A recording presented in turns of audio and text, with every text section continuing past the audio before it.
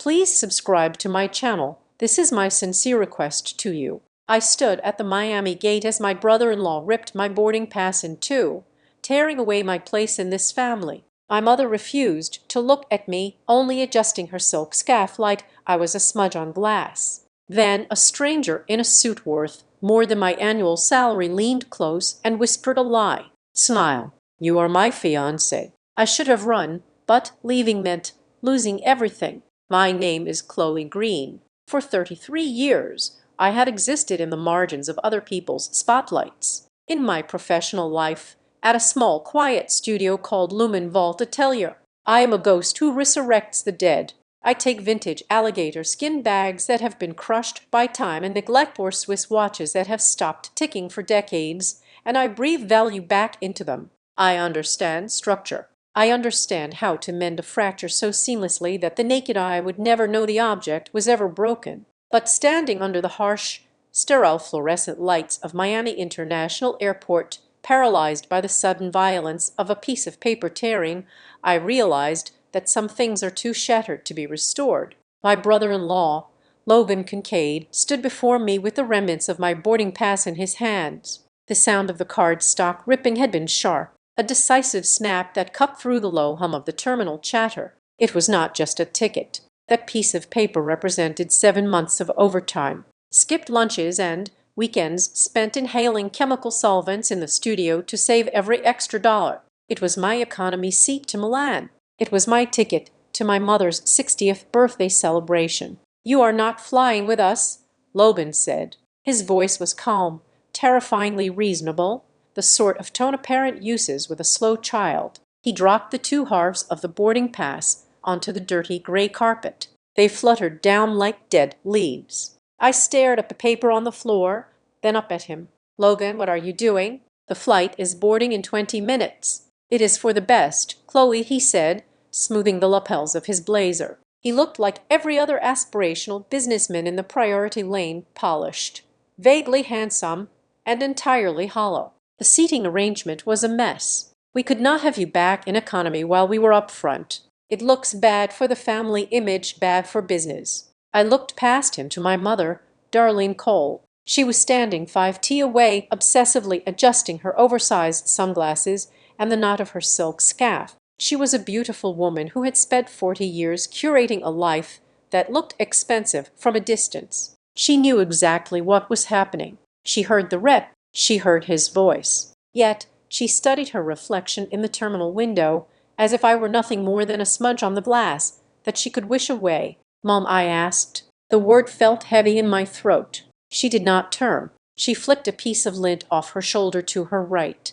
My sister Sienna was holding her phone up, finding her light. The ring light clipped to her device cast a halo in her eyes as she spoke to her invisible audience. The landvines only. We are literally about to board. Best birthday trip ever. She angled the camera so it captured the VIP lounge sign and cut me out of the frame entirely. I was the outtake. I was the blooper reel that never made it to air. I bought that ticket, I said, my voice trembling. I hated that I was trembling. I spent my days using tweezers to set microscopic gears. I had hands of steel. Why was I shaking now? Logan, I paid for that ticket with my own money. About that, Logan said, checking his watch. It was a Rolex Daytona, or at least a very good replica of one. I could usually tell from across a room, but my vision was blurring with panic. I had to move some liquidity around this morning to secure the upgrades for Darlene and Sienna.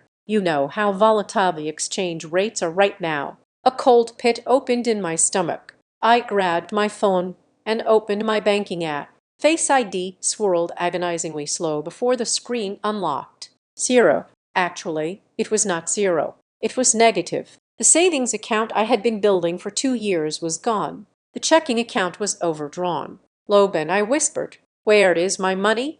It is an investment, Chloe, he said, stepping closer, his voice dropping so the people in line behind us would not hear. He put a hand on my shoulder, squeezing hard enough to bruise. I transferred the liquidity to cover the first-class upgrades in the Villa deposit. You do not understand high-level finance. Money has to move to grow. I will pay you back with interest after the deal. in Milan closes next week. You are basically an investor now. You stole from me, I said. It was not a question. You logged into the family trust portal and drained my personal sub-account. That is grand larceny. It is family financial planning, he corrected, his eyes hardening. The mask of the benevolent brother-in-law slipped for a fraction of a second, revealing the shark beneath. Don't make a scene, Chloe. You know how much this trip means to your mother. Do you want to ruin her 60th birthday because you are being stingy? Stingy, I choked out. I have no money. You left me with nothing. How am I supposed to get home? How am I supposed to eat? You are resourceful. You fix old junk for a living. Sienna chimed in, not looking up from her screen as she typed a caption. Figure it out. Just don't come crying to us and ruin the vibe. My mother finally turned. She looked at me, her eyes sweeping over my practical travel clothes, a beige trench coat, comfortable trousers, sneakers. She looked at me with a profound, exhausting disappointment. Chloe, please. People are staring. Logan says he will handle it when we get back. Just go home. You never fit in with these trips anyway. Go home. I laughed. A sharp, hysterical sound. I can't go home. I can't even pay for a Nubo. Mom, he took everything. Logan sighed, an exaggerated exhale of patience. Fine. If you are going to be hysterical, I need to make sure you don't do something stupid while we are in the air. He reached out. Before I could react, his hand dipped into the open front pocket of my tote bag. He pulled out my passport. I lunged for it, but he held it high, stepping back. I will hold on to this, he said, tucking my passport into the inside pocket of his jacket right next to his heart. For safekeeping, I don't trust you not to try and follow us on a credit card or something reckless. You need to cool off. I will give it back when we return in 10 days. That is illegal, I stammered. The ground seemed to be tilting under my feet. Logan, give me my passport. Boarding for Flight 729 to Milan is now commencing for first class and priority passengers. The intercom announced. The sterile female voice sounded like a judgment from God. That is us, Sienna squealed, grabbing her carry-on. Bye, sweetie, Mom said vaguely, blowing a kiss into the air somewhere to the left of my head. Try to get some rest. They turned their backs just like that. The choreography was brutal in its efficiency. Logan flashed his digital boarding pass at the scanner. Beep. Sienna followed. Beep. Mom followed. Beep. I stood there. I was 33 years old, and I was stranded at gate D12 with no money, no identification, no ticket, and no family. The humiliation was a physical thing, a heat that started in my chest and crawled up my neck. People were watching. A woman with a toddler stared at me with pity. A businessman shifted his gaze away, embarrassed to witness my dismantling. I took a step forward, intending to scream, to run past the gate agent, to grab Logan by his expensive lapels and demand my life back, but my legs refused to work. The shock hit me all at once. The adrenaline drained away, leaving only a terrifying emptiness. I swayed. The airport lights smeared into long white streaks. I was going to pass out. I was going to hit the dirty gray carpet right next to my torn boarding pass. And the final image my family would have of me was Chloe, a failure collapsing in the terminal. I felt gravity take hold. I closed my eyes, bracing for the impact. It never came. A hand caught me. It was not a gentle catch. It was precise, strong, and unyielding. An arm wrapped around my waist, halting my fall and pulling me upright with effortless stability. I gasped, my eyes flying open. I was pressed against a suit. The fabric was charcoal wool, incredibly fine, the kind that whispers of Savile Row and five-figure price tags. I smelled rain, cedarwood, and something sharp and metallic like cold cash. I looked up. The man holding me was tall, terrifyingly tall. He had a face that belonged on the cover of a financial magazine or a wanted poster, sharp jawline, eyes the color of dark slate, and a mouth that looked like it rarely smiled. He radiated a kind of kinetic energy that made the air around him feel charged. He was not just rich, he was powerful, the kind of powerful that makes the airport security line disappear. I knew him, not personally, but I knew the face. Asher Vale, tech billionaire, private equity shark, the man who bought failing companies, stripped them for parts and sold the scraps for millions. He was the kind of man my brother-in-law Logan pretended to be when he looked in the mirror. "Breathe," he commanded. His voice was low, a rumble that vibrated against my ribs. I tried to pull away, mortified. "I'm sorry. I just do not apologize," he said. He did not let go. His grip shifted, his hand moving to the small of my back, supporting me, but also claiming the space. He turned his head slightly. I realized he was looking down the jet bridge, watching the retreating backs of my family. Logan was pausing at the turn,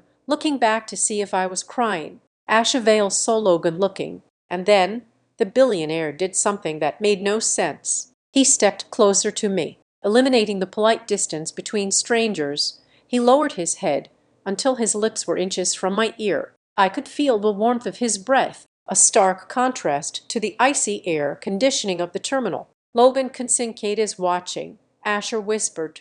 I froze. He knew his name. "He wants to see you break," Asher continued, his voice a silky thread of steel. "He wants to see you on your knees crying, begging the gate agent. He wants to know he won." I swallowed hard. "He took my passport. He took my money." "I know," Asher murmured. "I saw."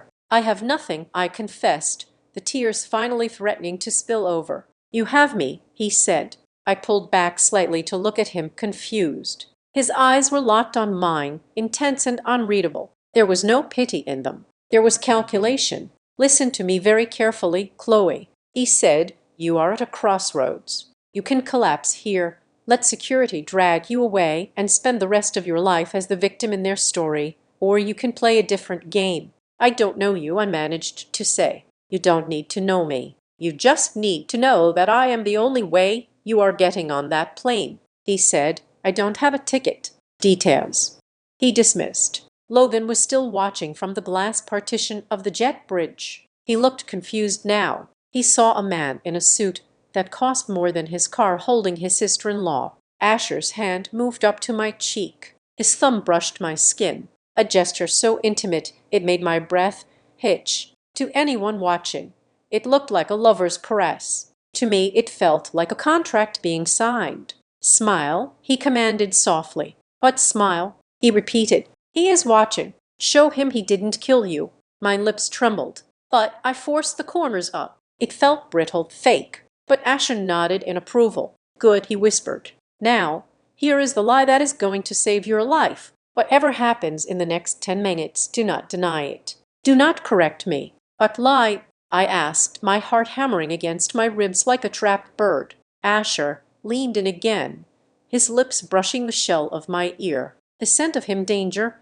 and luxury, enveloped me. "You are my fiancé," he whispered. The world stopped. The announcement for final boarding was just white noise. "Trust me," he added. He pulled back, tucked a strand of hair behind my ear, and then turned his gaze toward the gate agents. He did not look at them. He looked through them. He raised one hand, a finger extended, summoning the lead attendant. "My fiancée seems to have misplaced her documents," Asher announced, his voice carried, authoritative and bored, as if this were a minor inconvenience in a life filled with grand events. "And we are running late." I stood there, anchored by his hand on my back. I looked toward the jet bridge. Logan's face was pressed against the glass, his mouth slightly open. My mother had stopped adjusting her scarf. For the first time in my life, I did not look down. I did not apologize for taking up space. I did not beg for a ride home. I looked at Logan. I looked at the man who had stolen my savings and my dignity. And then I looked at Asha Vale, the stranger who had just handed me a loaded weapon. I took a deep breath and I smiled. 30 minutes before the stranger caught me at the gate, I was standing at the check-in counter, wishing I could dissolve into the polished terrazzo floor. The humiliation had started the moment we arrived at the terminal. I had my economy ticket pulled up on my phone, ready to stand in the snaking line that wrapped around the stanchions 3 times. But Logan had grabbed my elbow, his grip tight enough to numb my ulnar nerve, and steered the entire family toward the priority access lane. "Logan, I am not priority," I had whispered, trying to pull back. "I am in zone 4. The agent is going to turn me away." "Do not be ridiculous," Logan scoffed, not even looking at me. He was busy adjusting the cuffs of his shirt, making sure his cuff links caught the overhead light. We are traveling as a unit. It looks disjointed if we split up. Just look bored and rich, Chloe. People only question you if you look like you do not belong. We marched up to the counter. The agent, a tired woman with heavy eyeliner and the patience of a saint, looked at Logan's first-class ticket, then my mother's, then Sienna's. Then she looked at mine. "Ma'am, this is an economy saver fare," she said, her voice flat. "The backdrop for economy is around the corner behind Pillar B." "She is with us," Logan said smoothly, leaning over the counter with that shark-like smile he used to close deals. "Family trip. My mother's 60th. We prefer to handle the check-in together to ensure our luggage stays grouped." The agent sighed, deciding it was not worth the fight. "Fine passport." I handed mine over. She weighed my suitcase. It was a vintage leather trunk. I had restored myself, heavy and solid, unlike the polycarbonate spinners the rest of my family used. "You are 5 lb over," the agent said. "That will be $70 for the overweight fee." "Oh," I said, fumbling for my wallet. "Right. Sorry. Just a second."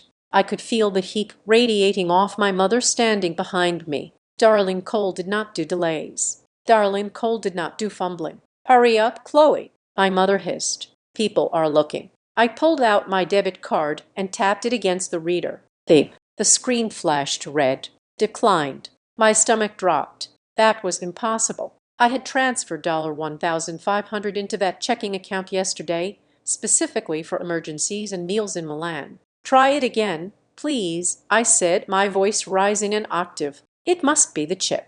I inserted the card this time. I typed my PIN. They declined. The silence that followed was louder than the terminal announcements. The businessman behind us cleared his throat. "Chloe," Logan said, his voice dripping with performative patience. "Do you not have another card?" "I do not understand," I stammered. I pulled up the banking app on my phone again. The circle spun, and then the dashboard loaded. My checking account balance was 0. My savings account, which held the down payment for my own storefront, was 0. I stared at the screen, my brain refusing to process the numbers, or rather, the lack of numbers. "It is gone," I whispered. I looked up at Logan. "My money is gone." The app says account frozen. Family asset consolidation. What is this? Logan did not look surprised. He looked annoyed that I was bringing this up in public. "We talked about this, Chloe," he said, stepping in front of me to block the view of the people behind us. "The family trust restructuring. I move all satellite accounts under the primary umbrella for tax efficiency. It is the end of the fiscal quarter. I needed to show higher liquidity to secure the loan for the Milan property acquisition. You froze my personal bank account?" I asked, my voice shaking. "Without telling me, Logan, I cannot buy a bottle of water, let alone pay for this bag." "You are so dramatic," my mother interceded, stepping up to the counter. She did not offer to pay. She just looked at me with that familiar blend of pity and disdain. "This is why you should have taken that job Logan offered you at the firm instead of playing with trash." "It is not trash, Mom," I said, the old defense rising automatically. "I restore vintage luxury goods." "You dig through estate sales for dead people's purses," Logan corrected, chuckling as if it were a joke we all shared. "It is a hobby, Chloe, not a career. And clearly, it does not pay the bills if you are declining over a $70 charge." He turned to the agent, flashing a platinum card. "Put her bag on my tab." "Actually, no. Check it through. But we need to discuss the seating." "The seating?" the agent asked, taking Logan's card. "Yes," Logan said. He leaned in closer. "As you can see, we have 3 confirmed first-class seats and 1 economy. It is a corporate booking. We need to leverage the points from the economy fare to subsidize the upgrade costs on the other 3. I want to ensure my wife and mother-in-law have the lie-flat experience. You can absorb the value of this economy ticket into the upgrade fees." "Correct." I stood there blinking. "Wait, what are you doing?" "Maximizing assets," Logan said without looking at me. "You are canceling my ticket." "I am converting your ticket." He said the points value is better used to cover the taxes on the first-class upgrades. Otherwise, I would have to pay $4,000 out of pocket right now. This way, the system absorbs the cost. But where do I sit? I asked. Logan turned to me, his eyes dead flat. You don't. Not on this flight. Excuse me. There is another flight in 6 hours. Logan lied. I knew. He was lying because his left eye twitched. A connection through Lisbon. It is cheaper. I will book you on that one once we land. And the liquidity clears. You want me to wait here for 6 hours with no money. It is an airport, Chloe. It is free to sit, Sienna piped up. She had been silent until now, busy angling her phone for a selfie with the check-in desk in the background. She lowered her phone and looked at me. Vod, stop bringing down the energy. The land vibes only.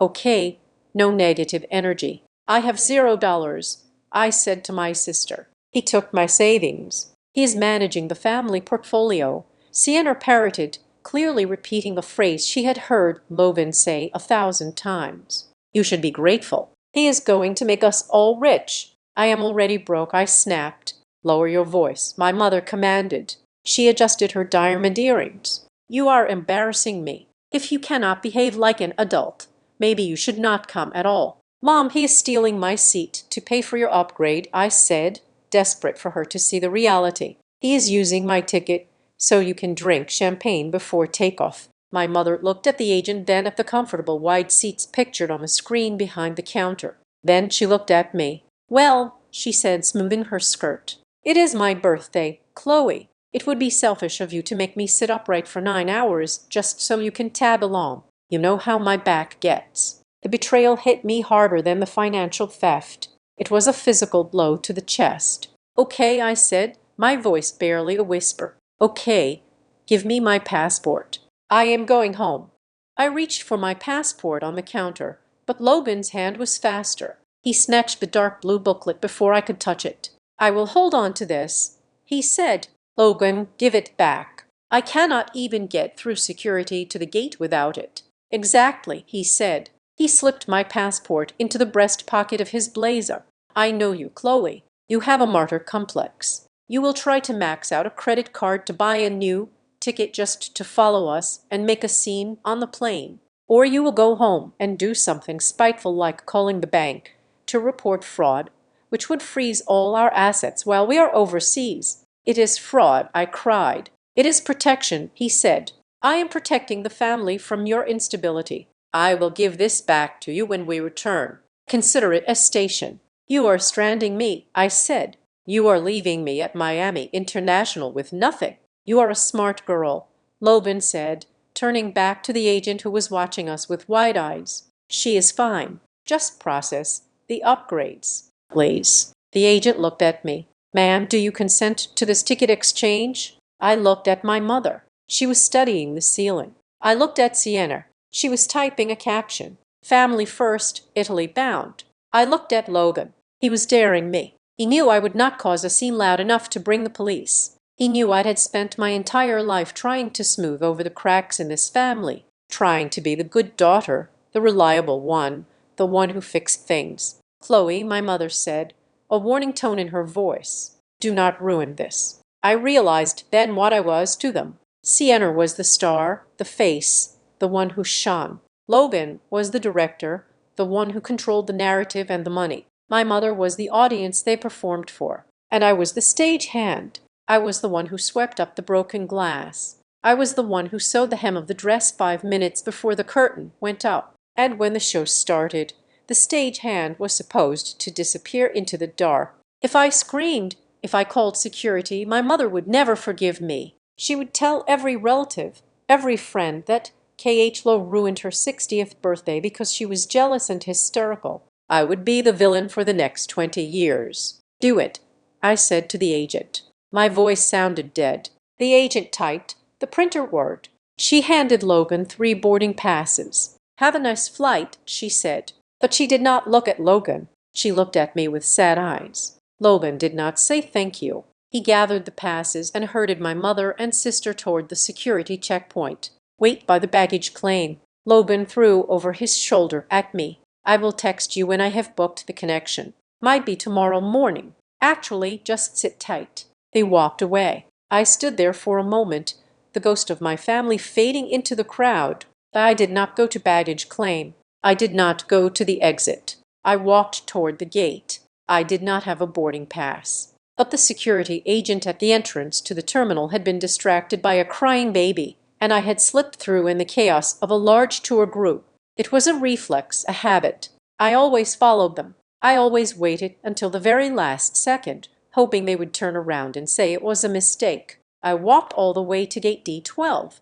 I stood there and watched Lovan tear up the original paper boarding pass I had printed at the kiosk an hour ago, the one I had dropped and he had picked up. He tore it not because he needed to, but because he enjoyed the sound. And that brought me to the moment where the billionaire whispered in my ear. The 30 minutes preceding this moment had been a systematic dismantling of my existence. They had taken my money, my identity, and my dignity. They had stripped me down to nothing. But standing there with Asher Vale's hand warm and solid on my back, I realized something. When you strip a house down to the studs, when you tear out the rotting drywall and the warped floorboards, you aren't destroying it. You are preparing it. Logan thought he had demolished me. He thought he had left me in ruins. He forgot that restoration is what I do. I looked at Asher Vale's gray eyes. I did not see a savior. I saw a tool, a very expensive, very dangerous tool. And for the first time in my life, I was ready to use whatever was at hand to fix the rot. "Yes," I said to Asher, loud enough for the gate agent to hear, loud enough for the world to hear, though my family was already disappearing down the jet bridge. "I am ready, darling." I was not K.H. Lowe the fixer anymore. I was something else entirely. And the smile on my face was the sharpest thing I had ever forged. The walk from the gate to the curb was a blur of motion and terrifying efficiency. Two men in dark suits wearing earpieces had flanked us the moment we left the boarding area, creating a moving wall that separated me from the rest of the world. I did not look back at the jet bridge. I could not afford to. My heart was beating a frantic rhythm against my ribs, a mixture of adrenaline and the cold, sinking realization of what I had just done. I had agreed to a lie with a man whose net worth could buy the entire airport. We stepped out into the humid Miami air, and a black armored SUV pulled up instantly. The door was opened for me. I climbed in, the scent of conditioned leather and sterile air conditioning hitting me. Asher climbed in beside me, but the door closed, sealing us in silence. Click. The sound of the central locking system engaging was sharp and final, mechanic, cold and primal, spiked in my chest. I scrambled for the handle, my fingers slipping on the polished metal. It would not budge. Child safety locks or prisoner locks. "Let me out," I gasped, turning to face him. The space inside the car suddenly felt microscopic. "Open the door right now." Asher sat calmly, adjusting his cufflinks. He did not look like a kidnapper. He looked like a CEO reviewing a quarterly report. He glanced at me, his expression unreadable. "Chloe, stop," he said. His voice was not loud, but it had the weight of an anchor. "You locked me in. You're kidnapping me," I said, my voice rising. "I don't know you. I made a mistake. Let me out." "Think," he commanded. He pointed a finger toward the tinted window. "Look outside." I followed his gaze. We were still curbside. Dozens of people were bustling around with luggage. A police officer was directing traffic 20 feet away overhead. Security cameras were mounted on every pillar. "If I wanted to harm you," Asher said, his tone clinical, "I would not do it in front of 400 witnesses and 50 federal surveillance cameras. I am a public figure. You are a woman who was just publicly humiliated by her family. If you disappear, I am the first person the FBI visits. Does that sound like a good business strategy to you?" Logic. He was hitting me with cold, hard logic. My breathing hitched, then slowed. He was right. It would be the stupidest crime in history. "Then unlock the door," I said, though my voice was steadier. "The doors are locked because we are moving," he said. He tapped the partition and the driver pulled away from the curb, merging seamlessly into the traffic. "And because we have work to discuss." "Work?" I asked. "You just saved me from a family meltdown." "That is not work. That is charity or pity. I do not do charity. Asher said, "and I certainly do not do pity. Pity is a waste of capital." He reached into a leather portfolio sitting on the seat between us and pulled out a photograph. He slid it across the console toward me. I looked down. It was a high-resolution image of a handbag. Not just any handbag. It was a Hermes Himalaya Birkin, one of the rarest bags in the world, made of Niloticus crocodile dyed to resemble the snowy peaks of the Himalayas. But I knew this specific bag. I knew the microscopic fracture in the scale on the bottom left corner near the stitching. I knew it because I had spent 40 hours under a magnifying glass filling that fracture with a custom resin blend. I mixed myself. "This is the client from 6 months ago," I whispered. "Mrs. Vandehaven." She dropped it on a marble floor. She thought it was ruined. Asher said she took it to 3 specialists in New York. They told her the structural integrity of the skin was compromised and it could not be restored without visible scarring. Then she sent it to a small unknown studio in Miami called Lumen Vault. He pulled out another photo. This one was a macro shot of the repair. It was flawless, invisible. "You fixed it," Asher said. "You did not just patch it. You reconstructed the cellular pattern of the hide. I had my team analyze the restoration. It is masterful. It is borderline alchemy." I looked up at him, confusion warring with pride. "You follow my work. I have been tracking your output for 18 months. Asher revealed. "The 1920s Cartier mystery clock you revived.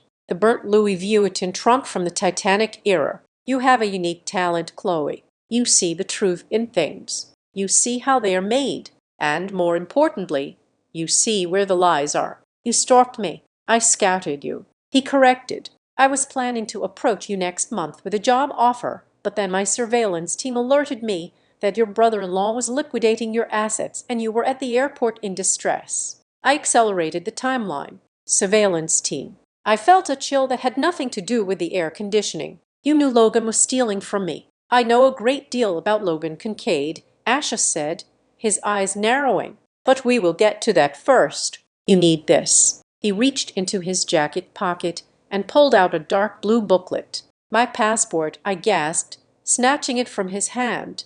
I opened it to make sure it was real. It was my terrible photo stared back at me. "How?" I asked. He put it in his pocket. He was on the jet bridge. He was, Asher agreed. But before he stepped onto the plane, 2 very large, very polite gentlemen from my security details stopped him. They informed him that transporting the identification documents of a U.S. citizen against their will is a federal offense punishable by up to 5 years in prison. They suggested he hand it over immediately to avoid a conversation with the airport police, and he gave it to them. "Logan is a coward," Asher said dismissively. He handed it over and ran onto the plane. "He probably thinks he can talk his way out of it later. Men like him always think there is a loophole." I held the passport to my chest. It felt like getting a limb attached. "Thank you." "Do not thank me yet," he said. He opened a compartment in the console and took out a sleek black smartphone.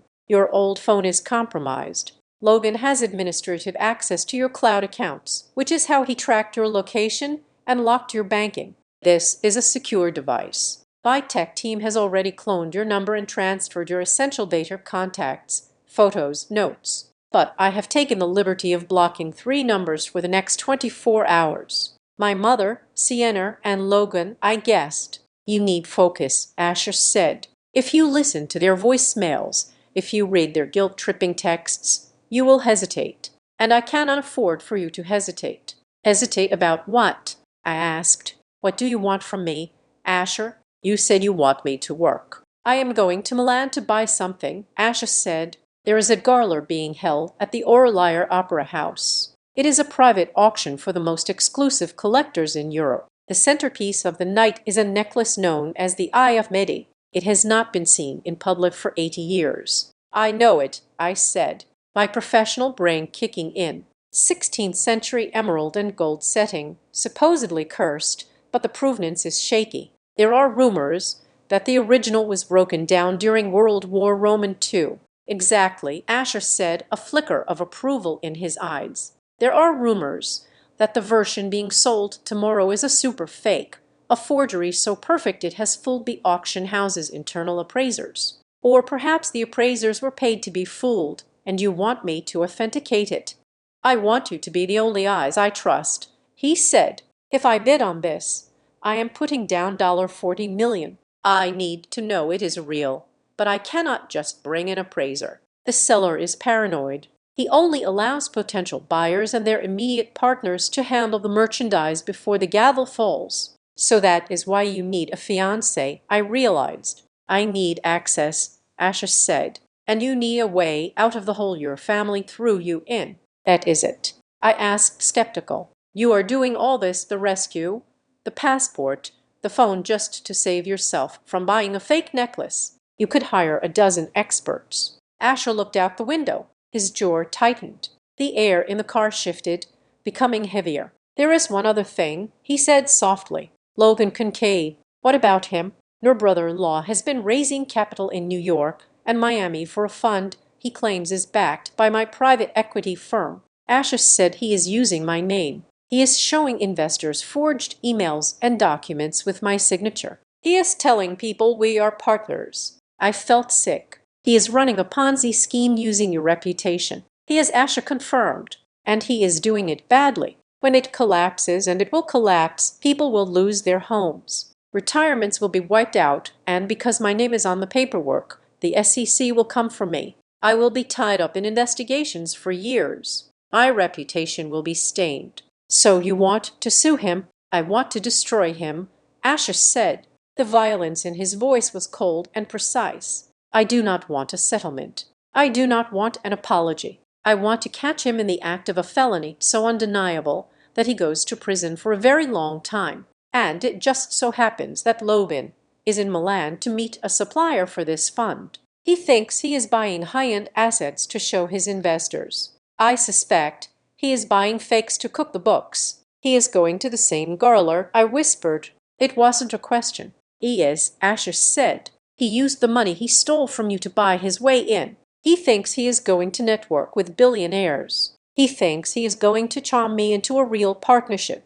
The pieces clicked together. The cruelty at the airport wasn't just Logan being mean. It was Logan feeling invincible. He thought he had the world on a string. You want me to help you take down my sister's husband.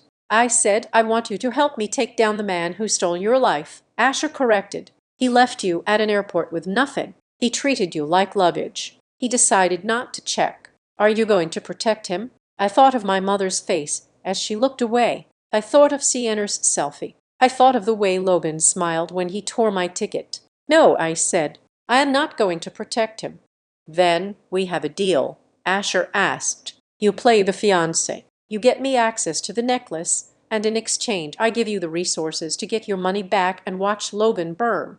I looked at him. He was handsome, rich, and dangerous. It would be so easy to just say yes and let him drive, but I remembered the lesson I had learned on the floor of the terminal. I was not a passenger anymore. No, I said. Asher blinked, surprised. No, not yet, I said. I sat up straighter, smoothing the wrinkles in my trench coat. I am not doing this on a handshake. If I am going to walk into a den of wolves with you, and if I am going to help you send my brother-in-law to prison, I need guarantees. Go on, Asher said, leaning back. He looked intrigued. I want a contract, I said firmly. I want it in writing that my role is strictly professional consultant and authenticator. I want a retainer fee of $50,000 deposited into an escrow account solely in my name before we land in Milan. So I am not dependent on you for money. I want a personal security detail that answers to me, not you.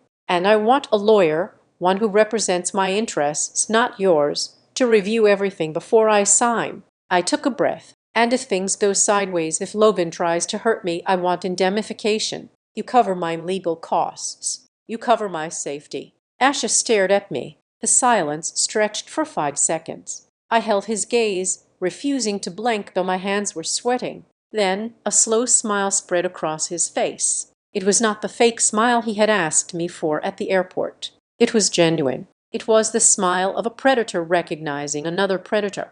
50,000 is too low for the risk profile. Asher said, let us make it 100,000 and you will have your lawyer within the hour.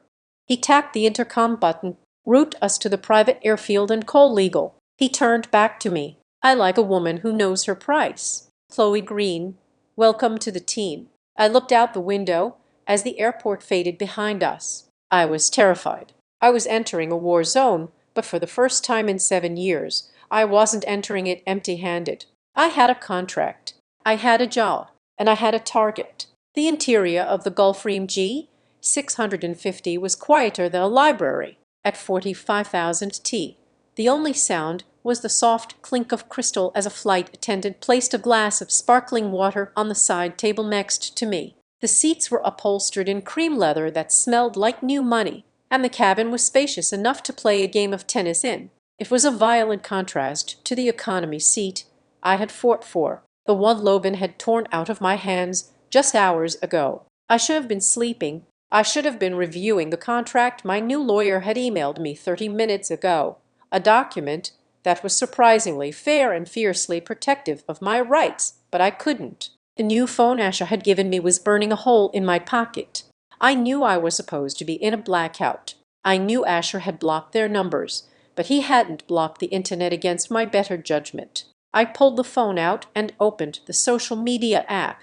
My finger hovered over Sienna's icon. The little ring around her profile picture was pulsing red. Lie. I tapped it. The screen filled with my sister's face filtered to perfection. The background a blur of first-class cabin beige. She was holding a flute of champagne, giggling. So, we are literally 30,000 ST over the Atlantic right now, Sienna chirped to her followers. The service is immaculate. Mom is having a nap, but look who is awake. She panned the camera to the left. Logan was there, sipping a scotch, looking like the master of the universe. He winked at the camera. Happy birthday week to the Queen. Darling Cole, Logan said smoothly. Only the best for this family. We are going to Milan to close a massive deal, but mostly we are going to celebrate. And guys, Sienna whispered conspiratorially, I know you are asking where KH Lowe is. My big sister is so dedicated. Honestly, she really wanted to come, but she got swamped with a huge restoration project at the last minute. She literally begged us to go without her. She said, Mom, go have fun. I have work to do. Isn't she the sweetest? I felt the blood drain from my face. She's such a worker bee. My mother's voice drifted in from off camera. Sienna panned to her. Mom was not asleep. She was flipping through a magazine, looking unbothered. We miss her, of course, but you know Chloe, she prefers her dusty old workshop to the high life. She is happier there. Happier there, I repeated, the words tasting like ash in my mouth. Rage, hot and blinding, surged through me. I sat up straight, my thumb hovering over the comment box. I was going to type. I was going to type in all caps. They abandoned me. They stole my money. Logan is a liar. I started typing, my fingers trembling. I am not working. A hand covered the screen. It wasn't aggressive, but it was firm. Asher was sitting across from me, his laptop closed. I hadn't even noticed him move. Do not, he said. They are lying. I choked out, looking up at him. They are erasing me. They are making it sound like I chose this, like I am some pathetic recluse who didn't want to come. I know, Asher said. I can hear them from here. I have to correct the record I said, trying to push his hand away. If I post a comment now, everyone will see it. I can expose them right now. Asher gently took the phone from my hand and placed it face down on the table. He looked at me with that same intense, calculating gaze he had used in the car. Napoleon once said, never interrupt your enemy when he is making a mistake. Asher quoted. His voice was calm, a soothing balm against my frantic anger. They aren't making a mistake, I argued. They are winning. They are drinking champagne and getting likes while I'm sitting here. You are sitting on a $65 million private jet. Asher interrupted. You are not exactly suffering, Chloe. He reached into his leather briefcase and pulled out a thick manila folder. He slid it across the table toward me. You want to hurt them with a comment on a live stream that is petty, that is small, Asher said. A comment lasts for 5 seconds before it gets deleted or buried. You want to inflict real damage. You need ammunition, real ammunition.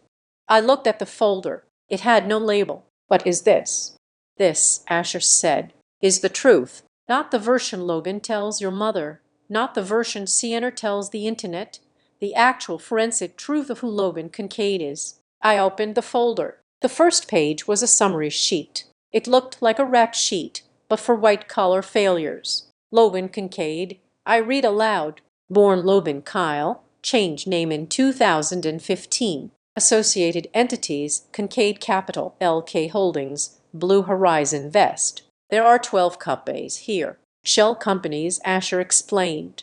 Most of them are registered in Delaware or Nevada, states with high corporate privacy. They have no employees, no offices, and no products. They are just bank accounts with fancy names. I flipped the page. It was a list of lawsuits. Breach of contract, unpaid wages, fraudulent inducement, I whispered. There are judgments against him in Ohio and Florida. Small ones, Asher noted. He settles before they get to trial, or he bankrupts the shell company so the plaintiffs can't collect. He moves on. He is a parasite. Chloe, he finds a host, usually a family with some generational wealth, but a desperate need for social validation, and he latches on. He targets status-hungry families, I said, reading the psychological profile on page 3.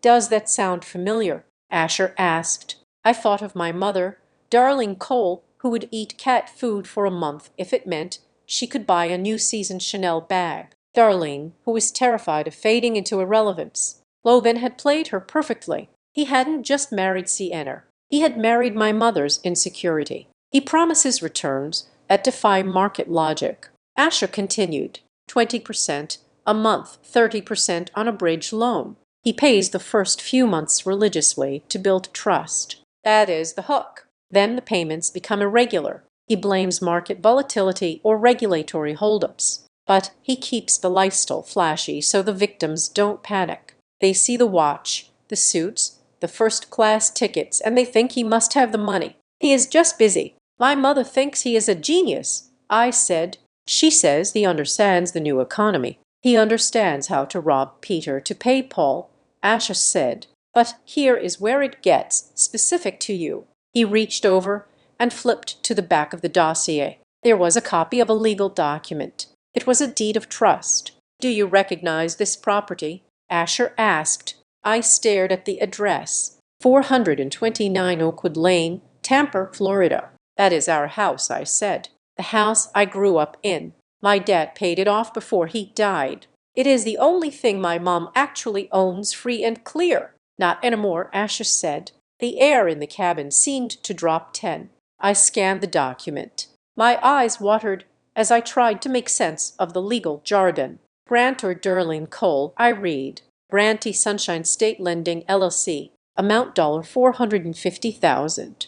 Look at the date. Asher pointed 3 months ago. I said, but Mom told me Logan was helping her restructure the equity to lower her taxes. She signed a power of attorney for him to handle her finances. He used that power of attorney to take out a hard money loan against the house, Asher explained. Do you know what a hard money loan is, Chloe? I shook my head, though the term sounded sharp and unforgiving. It is a loan of last resort, Asher said, his voice grim. High interest, short term, usually used by house flippers who need cash fast. The interest rate on this loan is 12%, compounding monthly. But the kicker is the balloon payment. He pointed to a line at the bottom. The full principal plus interest is due 90 days from signing, Asher said. I did the math in my head. 90 days from 3 months ago. That is tomorrow. Asher finished for me. I dropped the paper. My hands were shaking uncontrollably. Now, tomorrow you mean the day of the gala. Correct. Tomorrow is the maturity date. If the $450,000 plus interest is not wired to the lender by 5:00 p.m.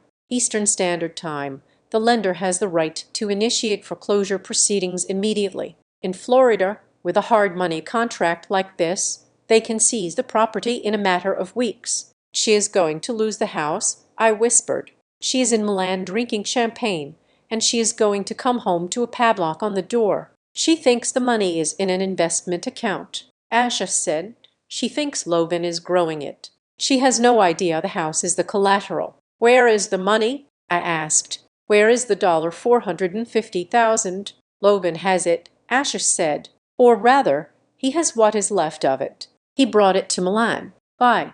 To buy inventory, Asher said. He told his other investors, the ones in New York, that he has access to a rare collection of jewelry coming up for private sale. He needs to show them he bought something tangible to keep the scheme going. He is planning to use your mother's house money, plus the money he stole from your account to buy a piece at the Garler. But you said he buys fakes. I said he does. Asher said he is going to pay a few hundred for a piece that looks like it is worth 5 million. Then he will appraise it himself or have a crooked friend do it and tell the investors the fund is up. He buys himself another 6 months of luxury and the house. I asked what happens when the loan defaults tomorrow. He will let it go.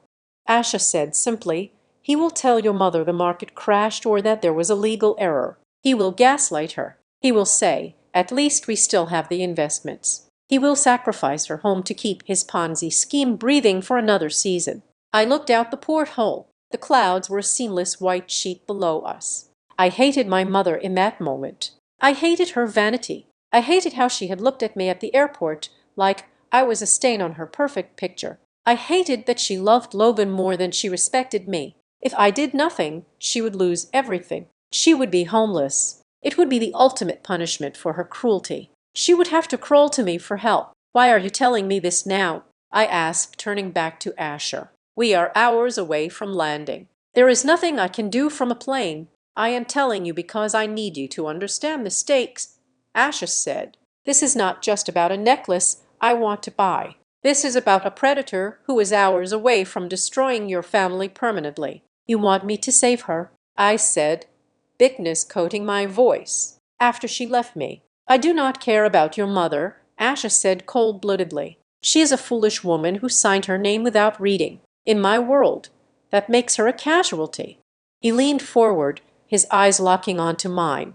I care about you, Chloe. You are my asset now, and I cannot have my asset distracted by emotional baggage. If we land in Milan and you are still wondering if you should protect them or if you are paralyzed by the hope that they might love you, we will fail. I don't hope they love me. I lied. You do, Asher countered. You are the fixer. You fix broken bags. You fix broken watches. You think, if you just work hard enough, you can fix broken people. You think if you save the house, she will finally look at you and say, thank you. He waited, letting the words sink in. They hurt because they were true. She won't, Asher said softly. Even if you save the house, she will credit Logan. She will say, he fixed it. I looked at the dossier again. I saw the web of lies Logan had spun. I saw the signature of my mother, shaky and desperate. So what do? I asked. Let it burn. No, Asher said. You take the matches away from the child. You stop the fire, but you do not do it for her. You do it because you are the one who decides what has value and what does not. He tapped the photo of the house. I have a team ready to acquire that note from the lender. Asher revealed. I can buy the debt on your house before the deadline tomorrow. I can stop the foreclosure. My heart leaped. You would do that? I can, he repeated. But I won't do it as a favor. I will do it as a transaction. If you deliver for me in Milan, if you help me expose Logan and authenticate the medicine necklace, I will hand you the deed to that house. Not to your mother, to you. I stared at him. To me you become the owner, Asha said.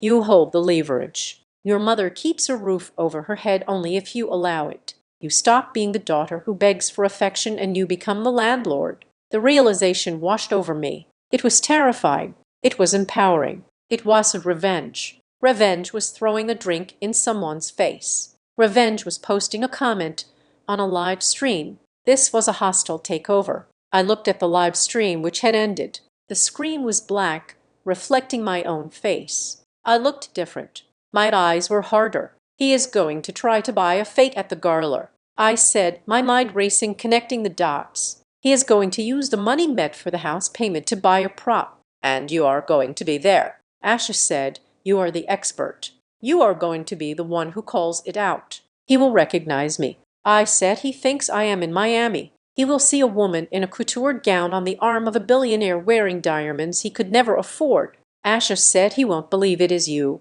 until it is too late. I closed the folder. I ran my hand over the cover. The texture was rough under my fingertips. "Okay," I said, "I am not doing this to save her. She made her choice." "Good," Asher said. "I am doing this because that house is the only thing my father left." I said, "And Logan Kincaid is not allowed to sell my father's memory to buy himself a fake reputation." "Now you are thinking like a shark," Asher said, a small genuine smile touching his lips. "No," I corrected him, looking him dead in the eye. "I am thinking like an authenticator, and I just spotted a very bad forgery." I picked up my glass of sparkling water. My hand was steady. "Let's go to Milan." "Asha, I have some trash to take out." The Hotel Orling did not look like a hotel. It looked like a fortress built by a Renaissance duke who had too much gold and too many enemies. The lobby was a cavern of black marble and gold leaf, smelling of tuberose and old money. It was the kind of place where tourists were politely escorted out before they could even reach the reception desk. My family was staying at a chain hotel 3 blocks away, a place that used words like luxury in its brochure, but served powdered eggs at breakfast. I knew this because Logan had bragged about the deal he got on the rooms. But I was here. Asher had booked the penthouse suite, a sprawling space that felt less like a room and more like a separate sovereign state. But I did not have time to admire the frescoed ceilings or the view of the Duomo. I was currently standing on a podium in the center of the living room, surrounded by a team of 3 people who looked at me not as a human being but as a raw material that needed refining. Posture. The lead stylist, a severe Italian woman named Billionaire, commanded. She tapped my shoulder blade with a manicured finger. "You are slouching. You are collapsing into yourself." "Why, habit," I muttered, straightening my spine. "Habit of the invisible," Elena corrected, her voice sharp. "Tonight you are visible. You are wearing $50,000 of silk and structure. If you slouch, you look like a child playing dress up. If you stand tall, you look like you own the building." She zipped the dress. It was not the kind of dress I would ever choose. I liked soft fabrics, things that allowed me to move and hide. This dress was armor. It was a deep midnight blue architectural piece, structured and stiff with a neckline that plunged dangerously and a waist that cinched tight enough to remind me to breathe shallowly. It exposed my shoulders and my back, leaving me feeling terrifyingly vulnerable, yet strangely protected. "Shoes." The leaner snapped. An assistant knelt and strapped sandals onto my feet. The heels were 4 in of razor-thin metal. "Walk," Elena ordered. I took a step and wobbled. "No," she said, disgusted. "You are walking like you are afraid to scratch the floor. Walk like you are the one who paid for it."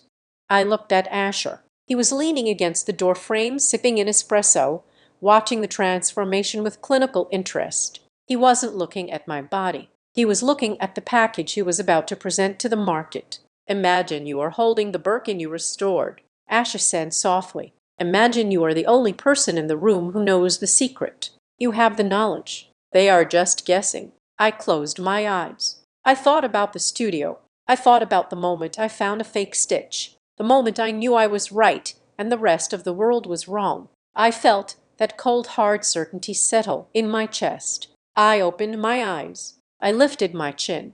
I took a step, then another. I did not look down. I let the metal heels click against the parquet floor, a rhythm of assertion. "Better," Elena noted, stepping back. "Now the jewelry." She clasped a diamond choker around my neck. It was cold and heavy. "This is not just dinner," Ash said, pushing off the door frame. He walked over to me, standing close enough that I could smell the sandalwood of his cologne. "This is the way in. Your family is downstairs in the bar. They are trying to network. They are loud. They are desperate." "They are here?" I asked, my pulse jumping. "They think this is where the real players hang out," Asher said. "They are right, but they are not players. They are spectators, and in 5 minutes they are going to see you." He offered me his arm.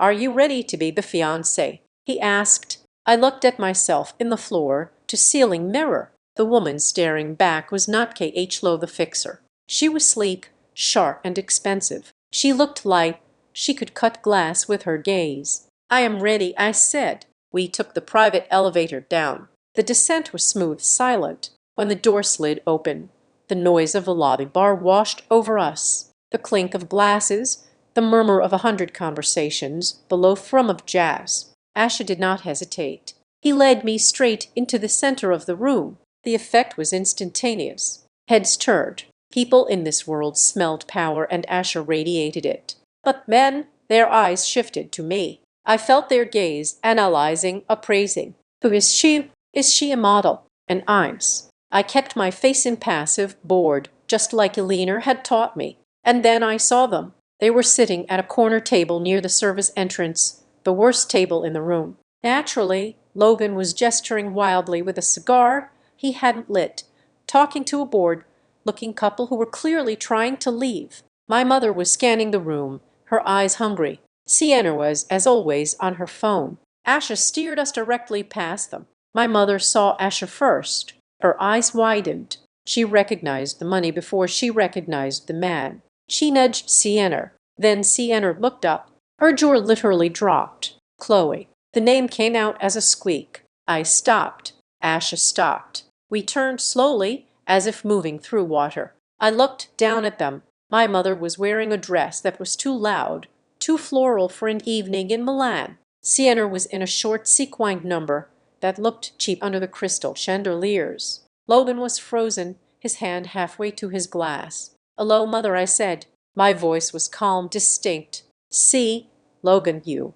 My mother stood up, knocking her purse over. "You are in Miami? We left you at the airport." "Clearly, I found a better way to travel," I said, tilting my head slightly. "But how?" Sienna stammered, standing up too. She looked from me to Asher, her brain short-circuiting. "You have no money. You have no passport."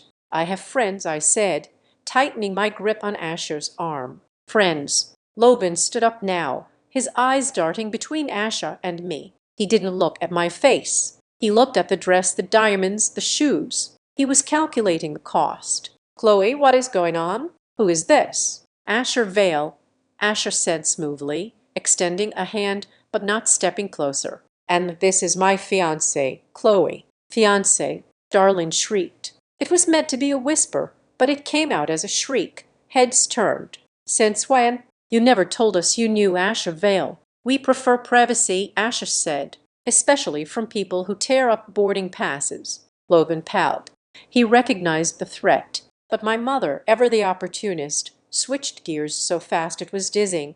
Her shock melted into a syrupy, terrifying smile. She stepped around the table, arms open. "Oh, my baby," she cried, rushing toward me. "I knew it. I knew you were planning a surprise. That is why you didn't get on the plane, isn't it? You wanted to beat us here. Oh, Asher, is it? Welcome to the family." She reached out to hug me. I didn't move. I didn't hug back. I stood like a statue. "We are in the middle of dinner, Darlene," I said, using her first name. It stopped her cold. Sienna, seeing the attention shifting to me, seeing the way people were whispering and looking at my dress, could not handle it. She was the main character. I was the extra. This was a violation of the script. "That dress is a rental, right?" Sienna said, stepping forward with a glass of red wine in her hand. Her smile was brittle. "I saw that on a mannequin in the window. It doesn't really fit you, Chloe. It is bunching at the waist." She moved in close, pretending to inspect the fabric. "Yeah, look right here." It happened fast, but I saw it coming. I saw her wrist flick. The wine sloshed out of the glass. It wasn't a splash. It was a deluge. A dark purple stain spread instantly across the structural fold of my midnight blue skirt, right at the thigh. The crowd gasped. "Oh my God!" Sienna cried, her hand flying to her mouth in mock horror. "I am so clumsy. Oh, Chloe, I ruined it. You are going to have to pay for that rental now." My mother looked horrified, not for me, but for the scene. Logan looked annoyed. I looked down at the stain. It was bagged. On any other night, I would have run to the bathroom to cry. I would have let Sienna comfort me while secretly gloating. But I was an authenticator. I dealt with damaged goods every day. I knew that floor was only a floor if you tried to hide it. If you owned it, it became a feature. I did not flinch. I did not scream. I reached into my clutch and pulled out the small, sharp styling pin Eleanor had given me for emergencies. "It is fine," I said, my voice projecting clearly over the hush. Actually, the symmetry of this hem was boring me anyway. I bent down. With a swift, decisive motion, I gathered the stained fabric. I didn't try to wipe it. Instead, I pulled the heavy silk upwards, creating a deep, dramatic drape at my hip. I used the pin to secure the gathered fabric to the waistline. The result was aggressive and avant-garde. The floor-length gown was now a high-low sculptural piece exposing my left leg and the metallic heel, with the fabric cascading down in chaotic, beautiful pleats that completely hid the wine stain in the shadows of the folds. I stood up. I adjusted the drape.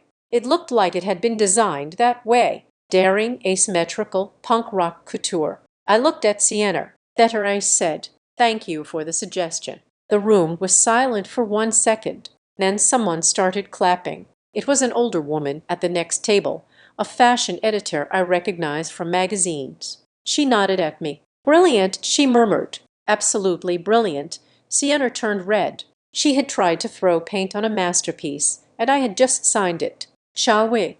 I asked Asher. "We shall," Asher said. He looked at me with something that wasn't acting. It was respect. We turned to leave. But Logan wasn't done. He saw the shift in the room. He saw that I was winning, and he needed to attach himself to the winner. "Asher, wait," Logan called out, stepping in front of us. He buttoned his jacket, putting on his business face. "Since we are all here and we are practically family now, I have an opportunity I wanted to run by you. Kincaid Capital is opening a new trench for high net worth individuals. I am meeting a supplier tomorrow for some exclusive assets. I could let you in on the ground floor." It was pathetic. He was pitching a Ponzi scheme to one of the smartest investors in the world in the middle of a hotel lobby. While his wife wiped wine off her hands in the background, Asher stopped. He looked at Logan the way a lion looks at a limping gazelle. "I am aware of your activities, Logan," Asher said.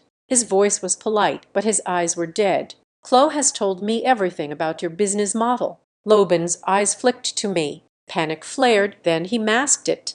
"Oh, well, Chloe doesn't really understand finance. She is more of a crafts person. She understands value," Asher said, "which is rare." Asher leaned in, repeating the move he had made at the airport. But this time, the energy was different. It wasn't protective. It was predatory. "Enjoy the gala tomorrow," Asher said. "I hear the security is very strict about authenticating the guests. Make sure your credentials are in order." He steered me away before Logan could respond. We walked toward the elevators, leaving my family standing in the wreckage of their own attempt at sabotage. When the elevator doors closed, shielding us from the lobby, I let out a breath I didn't know I was holding. My knees felt like water. "You did well," Asher said quietly. "I ruined a $50,000 dress," I said, looking down at my makeshift alteration. "You increased its value," Asher corrected. "You made it a story." He turned to me. The elevator rose, lifting us above the city. "Tonight I lied for you," Asher whispered, echoing the promise he had made in the car. But the words felt heavier now. "I told them we are engaged. I told the world you are mine." He reached out and touched the diamond choker at my throat. His fingers brushed my pulse point. It was racing. "But tomorrow," he continued, "the truth will speak for us when Logan walks into that garler. He is going to walk into a trap that you helped set. Are you still with me?" I thought about Logan's face in the lobby. I thought about the way his eyes had darted to my wrist right before we walked away. I had seen it. He wasn't looking at a bracelet. He was looking at my skin. He looked at my wrist, I said, a sudden realization chilling me. "Why?" Asher asked. "There is a scar there," I said, rubbing the spot, "from a soldering iron burn when I was 20. He knows it is there. He was checking to see if I was a body double. He thinks this is a trick. He thinks you hired someone to look like me to mess with him. He cannot conceive that you could actually belong in this world." Asher said his arrogance blinds him. "No," I said, looking at the metal doors. "It is not just arrogance. He is scared." He looked at me like I was a ghost. "Though," Asher said, "ghosts are terrifying because you cannot kill them twice." The elevator dinged. The doors opened to the penthouse. "Get some sleep, Chloe," Asher said. "Tomorrow we go hunting." I walked into my room. the heavy silk of the dress rustling around my legs. I didn't feel like a fiancé. I didn't feel like a victim. I felt like the bait in a very expensive, very dangerous trap. And for the first time, I was looking forward to the snap. Sablestone was the kind of restaurant that felt more like a bank vault than a dining establishment.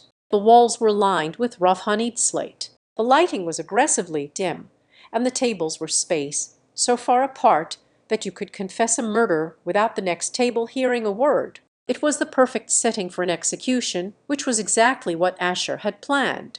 We were seated at a circular booth in the back. Asher sat to my right, his arm casually draped along the back of the leather seat, his fingers brushing my shoulder every few minutes, a territorial display that made Logan twitch. My family sat across from us. They looked out of place, trying too hard to blend into the quiet, menacing elegance of the room. The waiter poured a vintage Barrow that cost more than my monthly rent. Darlene picked up her glass, swirling it aggressively as if she were in a movie about Cellular. "This is lovely, Asher," my mother cooed, her voice dripping with a sickly sweetness that made my stomach turn. "It is so nice to finally meet the man who has swept our Chloe off her feet. We were worried, you know. She is so solitary." "Solitary," Asher repeated, raising an eyebrow. "I find her quite engaging." "Oh, you know what I mean," Darlene said, waving a hand dismissively. "Chloe has always been the quiet one. She spends all her time in that dusty little workshop of hers, smelling like glue and chemicals. It is a very small life. We keep telling her she should aim higher, like Logan." She placed a hand on Logan's arm, beaming at him. "Logan deals with the big picture, finance, global markets, real estate. That is where the real world is, not digging through old trunks for used handbags." I gripped the stem of my wine glass. The insult was practiced. She had said variations of it for 10 years, but hearing it here in front of the man she was trying to impress, it stung differently. She was actively devaluing me to inflate Logan's stock price. "Restoration is an art, Darlene," Asher said, his voice cool and even. "It requires an eye for detail that most people lack. In my line of work, detail is the difference between a billion-dollar exit and a bankruptcy." Logan cleared his throat, sensing an opening to talk about himself. He adjusted his tie, puffing out his chest. "Exactly, Asher. Detail is key," Logan said, leaning forward. "That is exactly my philosophy at Kincaid Capital. We don't just follow the market trends. We anticipate them. My algorithm, well, it is proprietary, obviously, but it leverages micro fluctuations in luxury asset classes to generate alpha." "Is that so?" Asher asked, leaning back. He looked like a panther watching a mouse explain how to build a trap. "And what kind of returns are you seeing with this algorithm?" "Conservative estimates." Logan smiled, a greasy, confident expression. "We are tracking at 8% monthly, but on the aggressive portfolio, we are hitting 25 to 30%. I almost choked on my water. 30% a month. It was mathematically impossible for a legitimate fund. It was the classic promise of a Ponzi scheme. 30%, Asher repeated, his face a mask of polite intrigue. "That is remarkable. Even the Medallion Fund doesn't sustain those numbers." "How are you hedging against the volatility?" Logan blinked. He hadn't expected a technical question. He expected ore. "Well, we diversified," Logan stammered, using the buzzword like a shield. "We are heavy and hard assets, bold art, herology. That is actually why I am in Milan. I am acquiring a significant package for the fund tomorrow." "Herology," Asher said, "watches." "Yes," Logan said, regaining his footing. "I have a lead on a PC Philippe Grand complication. Steel. Really. The seller doesn't know what he has." "Amazing." Sienna chimed in, glaring at me. "Logan is literally a genius with this stuff. He bought me a Cardia last month that has already doubled in value. Meanwhile, Chloe is still wearing that old thing." She gestured vaguely at my wrist. I wasn't wearing a watch. I was wearing a diamond tennis bracelet Asher had given me in the car part of the costume, he had said, but inside the platinum setting of the central stone was a microscopic microphone and transmitter. "Chloe's doing just fine," Asher said, tightening his grip on my shoulder. She does not need to flip watches to understand value. She is just a +1, Sienna muttered into her wine glass, loud enough for me to hear, always riding someone else's coattails. First Dad's, now yours. My mother laughed. A harsh, brittle sound. Sienna, be nice. Chloe's trying. It is not her fault she does not have your charisma. We just want her to be secure. That is why Logan handles the family finances now, to make sure Chloe does not make any mistakes. I looked at my mother. I looked at the woman who had birthed me, who had left me at an airport gate 6 hours ago. She wasn't just weak. She was complicit. She enjoyed seeing me small because it made her feel big. My phone buzzed in my clutch. I ignored it. It buzzed again and again. I glanced down. A text message notification lit up the screen. Sender Logan.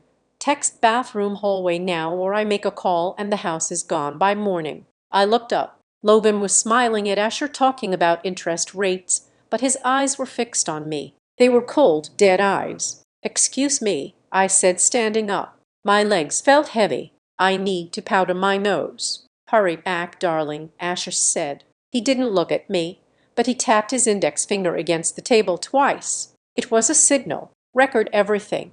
I walked toward the back of the restaurant, past the kitchen doors, into the dimly lit corridor that led to the restrooms. The walls were lined with black velvet. It was silent here, the noise of the dining room dampened by the heavy fabric. I waited. 10 seconds later, the heavy door swung open. Logan stepped in. He didn't look like the charming businessman anymore. His face was flushed with wine and rage. He closed the distance between us in 2 strides, grabbing my upper arm and pinning me against the velvet wall. "What game are you playing, Chloe?" he hissed, his breath smelling of expensive red wine and rot.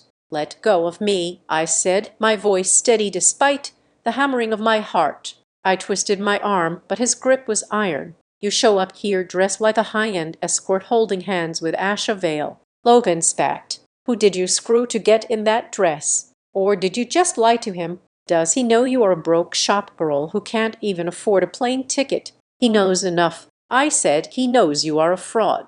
Logan laughed. It was a wet, ugly sound. "He thinks I am a genius. Did you hear him? He is interested. He wants to invest, and you are going to help me close him." He reached into his jacket pocket and pulled out a watch case. He snapped it open. Inside sat a watch. It was an Ottoner's Pig Royal Oak offshore gold on gold. To the untrained eye, it was a $50,000 statement piece. "This," Logan said, holding it up to my face, "is what I am going to sell him tonight. I am going to tell him it is a rare, limited edition from the 2010 collection. I need a liquidity injection to cover the overhead on the fund. I am going to offer it to him for $40,000 as a sign of good faith." I looked at the watch. Even in the dim light, I saw it. The brushing on the bezel was too coarse. The spacing on the tapisserie dial was off by a fraction of a millimeter. The date window font was slightly too bold. "It is a fake," I said. "It is a super clone, probably from a factory in Guangzhou. It is worth $500, maybe." "Shut up," Logan smiled. "It is real if an expert says it is real, and you are the expert." "I am not going to lie for you," I said. "I am not going to help you steal from him. You are going to do exactly what I tell you," Logan said.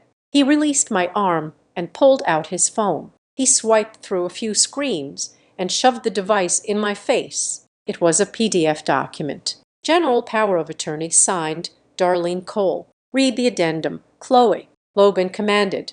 My eyes scanned the small print, granting full authority to liquidate, encumber, or transfer any real property assets for the purpose of investment liquidity. "I control the house," Logan whispered, leaning close to my ear. "I control your mother's accounts. I control everything. The payment on the hard money loan is due tomorrow. If I do not wire that money by 500, the foreclosure starts. But even worse, I can sell it tonight. I can sign a quitclaim deed to one of my partners in Nevada right now, and the house is gone forever. Your dad's house gone." I stared at him. He was a monster. He wasn't just desperate. He was malicious. "You wouldn't," I said. "Mom lies there. Darlene will do whatever I tell her." Logan said, "I will tell her it was a necessary sacrifice to save the family fortune." She will believe me. She always believes me. But you will know that you let it happen."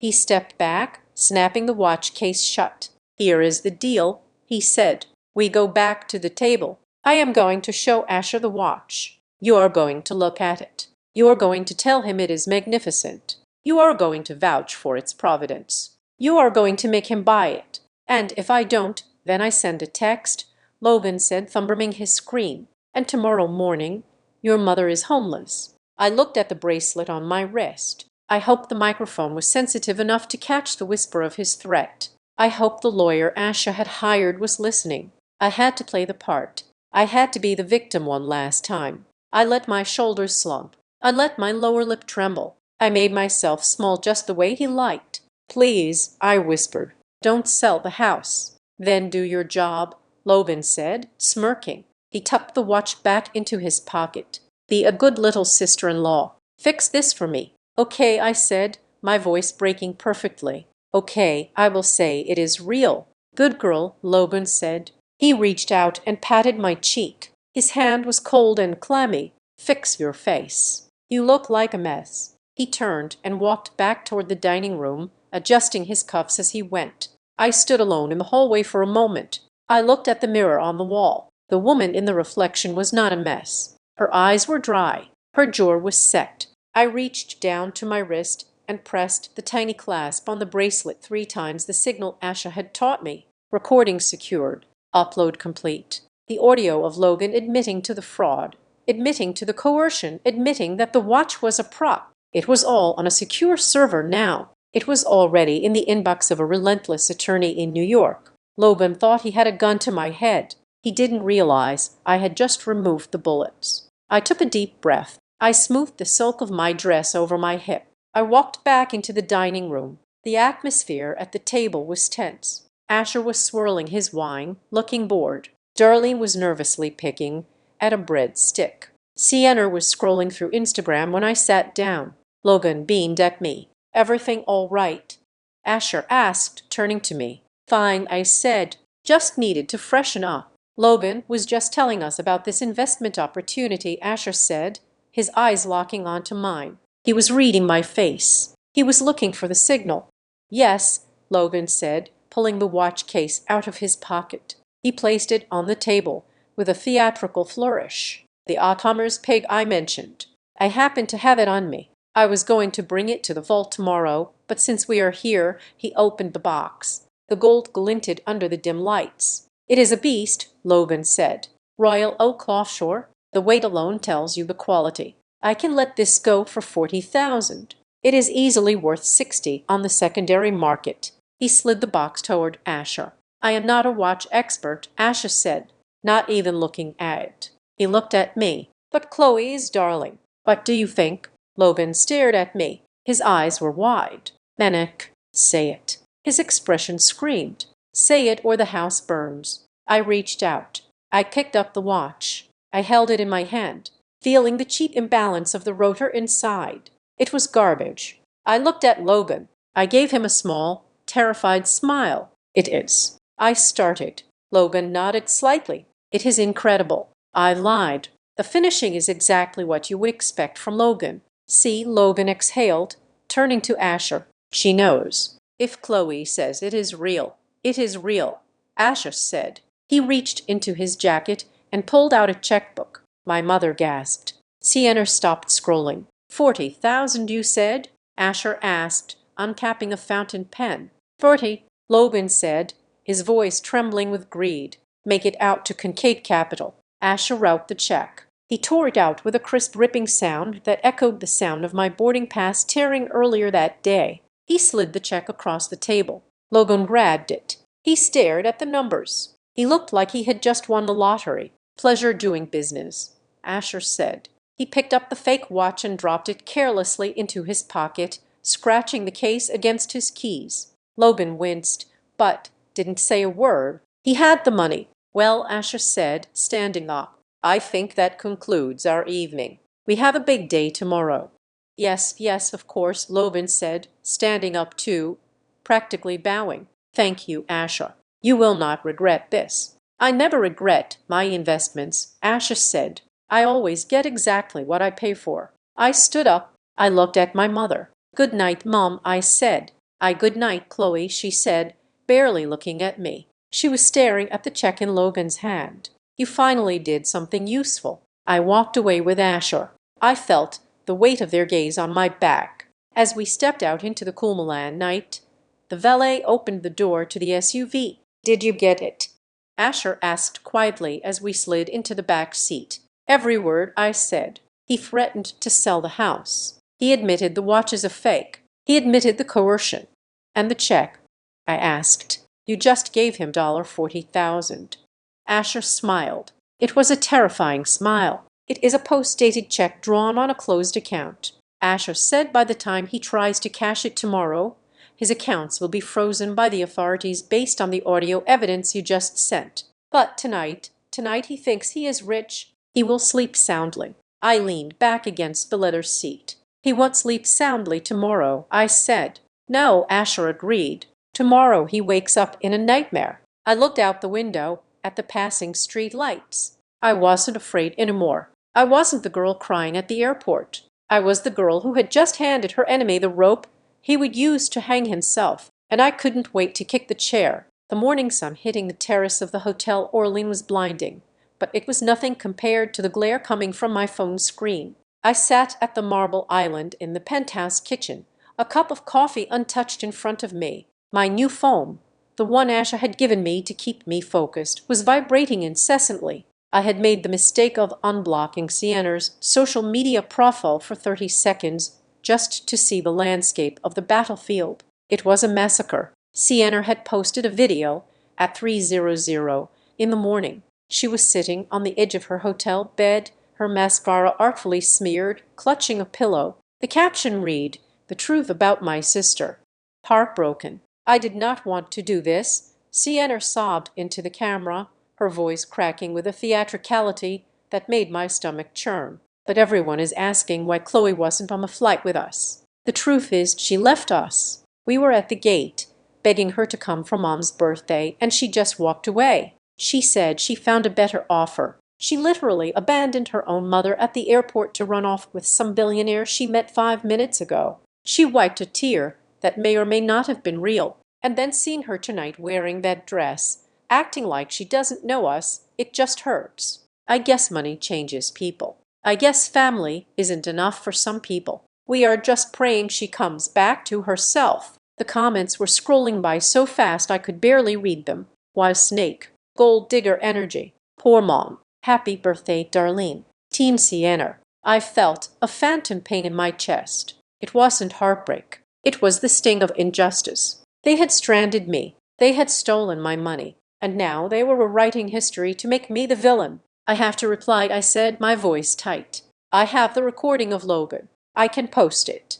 I can show everyone what really happened." Asher walked into the kitchen. He was already dressed in a crisp white shirt and dark trousers, looking as if he had been awake for hours. He took the phone from my hand and slid it across the marble, out of reach. "No," he said. "They are destroying my reputation."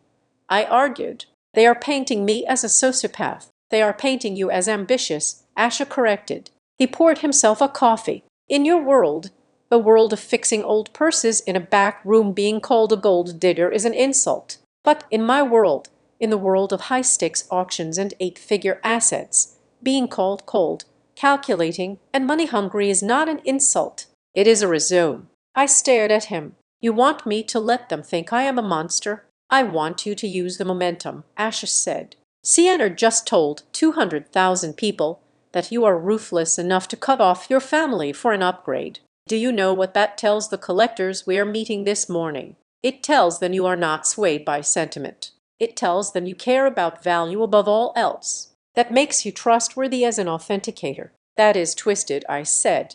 "That is marketing," Asher replied. "Do not fight them in the comments section. Chloe, that is a muddy pit. You win by standing on a stage so high they cannot reach your ankles." He checked his watch. "Drink your coffee. We have a private viewing in 20 minutes. 3 of the biggest collectors in Europe are coming to see if my fiancé is the real deal." The viewing room was a small climate-controlled parlor on the second floor of the hotel. In the center of the room sat a trunk. It was a 19th century Goyard travel chest covered in the iconic chevron canvas, but it was in terrible shape. The leather trim was rotting. The brass was green with oxidation, and the wood was warped. 3 men stood around it. One was a Russian oligarch who collected Fabra eggs, one was a French textile magnate, and the third was the curator of a private museum in Geneva. They looked at me with skepticism. They had seen Sienner's video. I could see it in their eyes. They expected a pretty accessory on Asher's arm, a woman who knew how to spend money, but not how to respect it. "Gentlemen," Asher said, "you know the piece. You have debated its provenance. My fiancée, Chloe, believes she has found something you missed." The French magnate sniffed. "It is a standard steamer trunk." Asher, heavily water damaged. "The value is negligible." I stepped forward. I did not smile. I did not try to be charming. I pulled a pair of white cotton gloves from my pocket and snapped them on. The sound was sharp in the quiet room. "It is water damaged," I agreed, running my hand over the warped lid. But not by rain. I knelt down. I took a small UV light from my pocket and shone it on the brass lock plate. "Look at the oxidation pattern," I said, my voice dropping into the professional register that always made me feel safe. "Natural saltwater corrosion creates a pitting effect. This is smooth. This was submerged, likely in fresh water, and then rapidly dried near a heat source. That is why the wood warped inward, not outward." I opened the trunk. The smell of musk and cedar filled the air. I pulled out a small lining tool and lifted the corner of the interior fabric, just a millimeter. And here I pointed. "The serial number is stamped, not Haverton." Goyard switched to stamping in 1892, but the batch code starts with the letter E. That code was reserved for special commissions for the World's Fair in Chicago, 1893. The curator leaned in, his glasses sliding down his nose. "Are you certain?" "I am," I said. "And if you look at the canvas alignment on the back seam," I spun the heavy trunk around with surprising ease, "you will see the chevron pattern does not break. It is continuous. That technique was only used for the palace-grade trunks. This isn't just a steamer trunk. This is the personal transport chest of a diplomat, likely commissioned for the French delegation to the exposition." I stood up and peeled off the gloves. "It is not trash," I said, looking the Frenchman in the eye. "It is history. It just needs someone who knows how to listen to it." The room was silent. The skepticism was gone. In its place was a sudden, intense respect. "Remarkable," the Russian murmured. "She reads the object like a book." Asher, the Frenchman said, nodding slowly. "You were right. She has the eye." Asher smiled. "She always does." I walked out of that room feeling 10 ft tall. Sienner could post 1,000 videos. She could cry until she was dehydrated. But in this room, where it mattered, her noise meant nothing. I had just proved that I was not a gold digger. I was the one holding the metal detector. 2 hours later, we were back in the suite when the concierge rang the bell. "A delivery for the Garler Committee," the concierge announced, wheeling in a trolley. "Mr. Kincaid requested that this item be held in the secure vault, but per your instructions, Mr. Vale, we brought it here for preliminary inspection first." On the trolley sat a box. It was wrapped in silver paper with a large ostentatious bow. "This is Lobin's donation," Asher said, cutting the ribbon with a letter opener. He registered it as a vintage Hermes Kelly circa 1980 family heirloom. Family heirloom! I scoffed. "My mother has never owned a Kelly in her life. She thinks Michael Kors is high fashion." Asher opened the box. He lifted out the bag. It was black box leather with gold hardware. To the naked eye, it was stunning. The sheen of the leather was deep and glossy. The structure was rigid. It looked like a $20,000 bag. "Take a look," Asher said.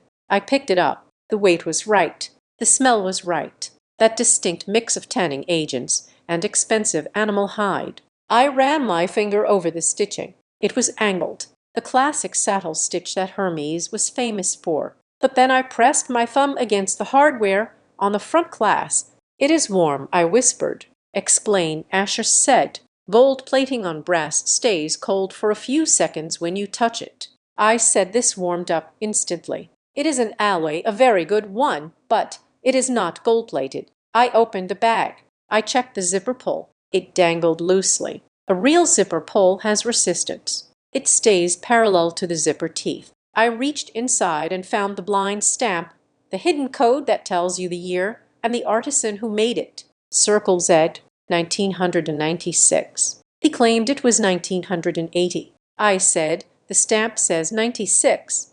I pulled out my loupe, a small magnifying glass, and examined the stamp closely. The edges of the letters were too sharp, too perfect. A hand-stamped code has microscopic irregularities. This was laser-etched. It is a fake, I declared. It is a super fake, probably from the Italian job batch that flooded the market 5 years ago. They are so good they fool 90% of resale sites, but they always laser the stamp because they can't replicate the force of the artisan's hammer. So Logan is donating a counterfeit bag to a charity auction. Asha summarized, he is trying to get a tax write-off for the appraised value of a real bag, probably $25,000, while donating a piece of plastic that cost him $400. He is laundering his reputation. I said if this bag sells at a prestigious garler, it validates him. He can tell his investors, look, I contribute to the arts. I have assets. Do we pull it? Asher asked. I can call the committee right now. We can have it removed from the catalog. We can bar him from the event. I looked at the bag. I looked at the lice sitting in my lap. If we pulled it, Logan would spin another story. He would say the committee was biased. He would say it was a misunderstanding. He would slip away. No, I said. Asher raised an eyebrow. No, let him walk it down the aisle, I said. Let him sit in the front row. Let him watch the bangs start. I want him to feel safe. I want him to think he got away with it. And then I want the floor, I said. I stood up. Asha, you are one of the biggest donors to this gala. You have leverage. I own the building.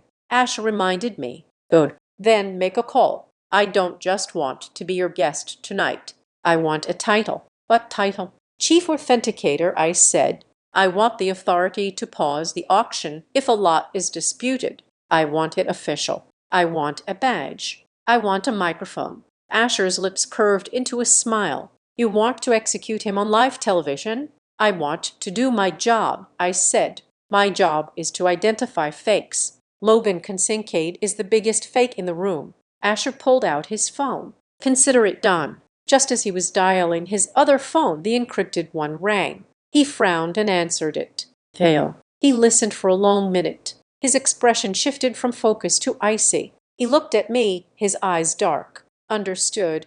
He said into the phone, hold the warrant until my signal. Yes, tonight. He hung up. That was the lawyer in New York. Asha said, what did he find? We knew Logan was running a Ponzi scheme. Asha said, we knew he was stealing from your mother, but we thought it was small scale. It turns out Logan got ambitious. Asha walked over to the window, looking out at the skyline of Milan. He opened a registered investment fund in Delaware 3 weeks ago. Asha said he called it Vale Kincaid Strategic Opportunities. He forged my signature on the incorporation papers. He used my social security number, which he likely bought on the dark web, to open the bank accounts. I gasped. He stole your identity. He tried to, Asha said. But he didn't just break a few banking rules by using the wires to solicit funds for a fraudulent entity using a stolen identity. He committed wire fraud, identity theft, and securities fraud. And because he did it across state lines, the FBI is involved. The FBI, I whispered. They have been tracking the fund for a week. Asha said. They were waiting for him to return to the U.S. to arrest him, but my lawyer just sent them the recording you made in the restaurant, the one where he admits to coercion and fraud. So they are coming here. They are coordinating with the Italian Carabinieri. Asha said they are going to be at the Opera House tonight. They are going to wait until he attempts to complete a transaction, the sale of the donation, or the purchase of the necklace. Once money moves, the crime is international. I looked at the fake bag. I thought of my mother's house. I thought of the boarding pass on the floor. It wasn't just a family drama anymore. It wasn't just a breakup. He is going to prison, I said, for 10 to 15 years. Asher estimated. He walked back to me, and placed his hands on my shoulders. "Tonight is not a party, Chloe. It is a sting operation, and you are the wire." I took a deep breath. I felt a strange calm settle over me. The fear was gone. The hurt was gone. All that was left was the cold precision of a craftsman who knew exactly where to strike the chisel, to split the stone. "I don't need to fight him," I said, looking at the black bag. "I just need to turn on the lights." "Exactly." Asha said, "Go get dressed. The curtain rises in 3 hours." I walked toward the bedroom. I didn't look back at the phone with Sienna's crying face. I didn't look back at the fake bag. I was going to wear red, the color of warning, the color of the stamp that says rejected. And when I was done, there would be no doubt left in anyone's mind about who was the treasure and who was the trash. The Orlear Opera House did not look like a building. It looked like a jewelry box that had been exploded from the inside out. Gold leaf dripped from the ceiling. Red velvet smothered every surface, and the chandelier in the center of the dome was the size of a small house. It was a place designed to make you feel small, to remind you that the history of money in Milan was older than your country. I stood on the mezzanine balcony looking down at the sea of tuxedos and coutoured gowns. I was not wearing the blue dress anymore. That was the dress of a fiancé. Tonight I was wearing red. It was a deep violet crimson, the color of a wax seal used to close a classified file. It was long-sleeved, high-necked, and backless. Trailing behind me like a warning pinned to my chest was a badge. It was heavy, made of brushed steel with the word Authenticator etched in black enamel. In my ear, a small transparent coil connected me to the entire security grid of the event. "Station 1 check." The head of security's voice crackled in my ear. "Station 1 is clear," I replied, touching the earpiece. "I have visual on the main floor." "Copy that." M. Green. We had a situation at the North Gate. 3 individuals claiming to be VIPs. Their names are not on the list. They are causing a scene. I smiled. It was a cold, tight smile that didn't reach my eyes. "I see them on the monitor," I said. "Let them in." "Copy." "Under whose authority?" "Mine," I said. "Register them as guests of the staff." I walked down the marble staircase. The heels of my shoes rang out like gunshots on the stone. I moved through the crowd, parting the sea of socialites and billionaires. I wasn't just walking. I was patrolling. I reached the grand foyer just as the heavy oak doors swung open. My family fell into the room. They looked frantic. Logan was sweating, his tuxedo jacket buttoned wrong. My mother was clutching her clutch so hard her knuckles were white. Sienna was already holding her phone up, trying to film her entrance to prove she hadn't been rejected. "It is about time." Logan snapped at the doorman, straightening his tie. "Do you know who I am? I am a donor." "Sir, please keep your voice down," the doorman said, looking past him to me. Logan turned and saw me. He froze. My mother froze. Sienna lowered her phone. They stared at the red dress. They stared at the badge. They stared at the way I stood, not shrinking, not apologizing, but waiting. "Chloe," my mother breathed, "you got us in. We were out there for 20 minutes. They said our tickets were invalid." "They were," I said calmly. "The tickets Logan bought were from a third-party broker who doesn't exist. You bought photocopies."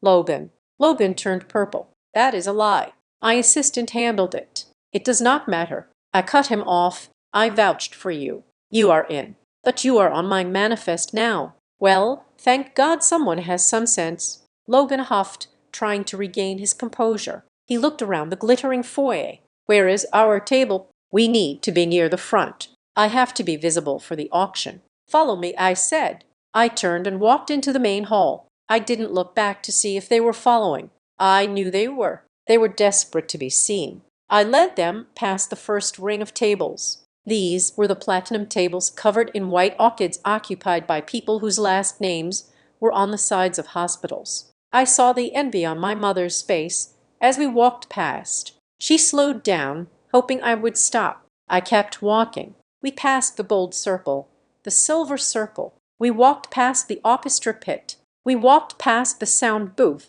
"Chloe, where are we going?" Sienna whispered, jogging to keep up in her heels. "The stage is back there." "Keep moving," I said.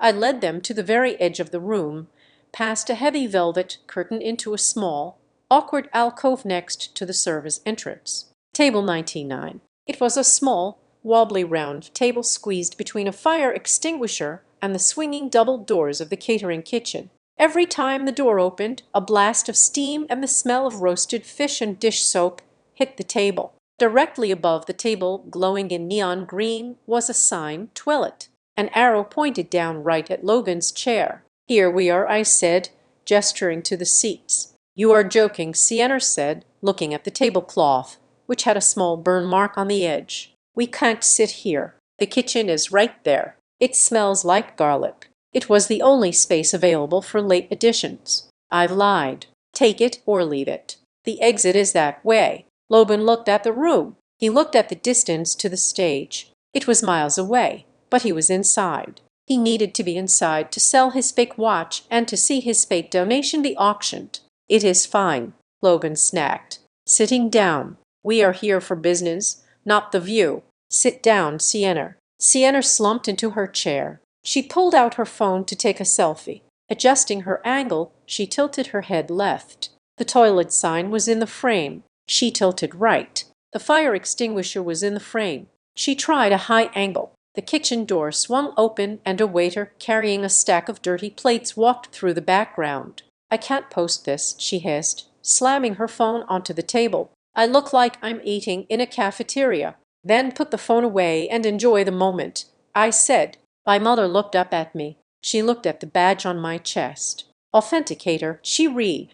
"Is that why you're dressed like that? You're working like hired help." She said it with relief. If I was working, then I wasn't above her. I was just a servant in a nice dress. "Someone has to make sure the things in this room are real." "Mother," I said, "there are a lot of fakes in circulation." I let my eyes drift to Logan. He stood up and pulled me aside near the fire extinguisher. He leaned in, his voice low and greasy. "Good job getting us in," he said, patting my shoulder. I flinched, but he didn't notice. "I knew you would come through. Look, about last night. I was stressed. I didn't mean to scare you about the house." "Didn't you?" I asked. "Business is war, Chloe, you understand?" he said, winking. "But hey, tonight is the big night.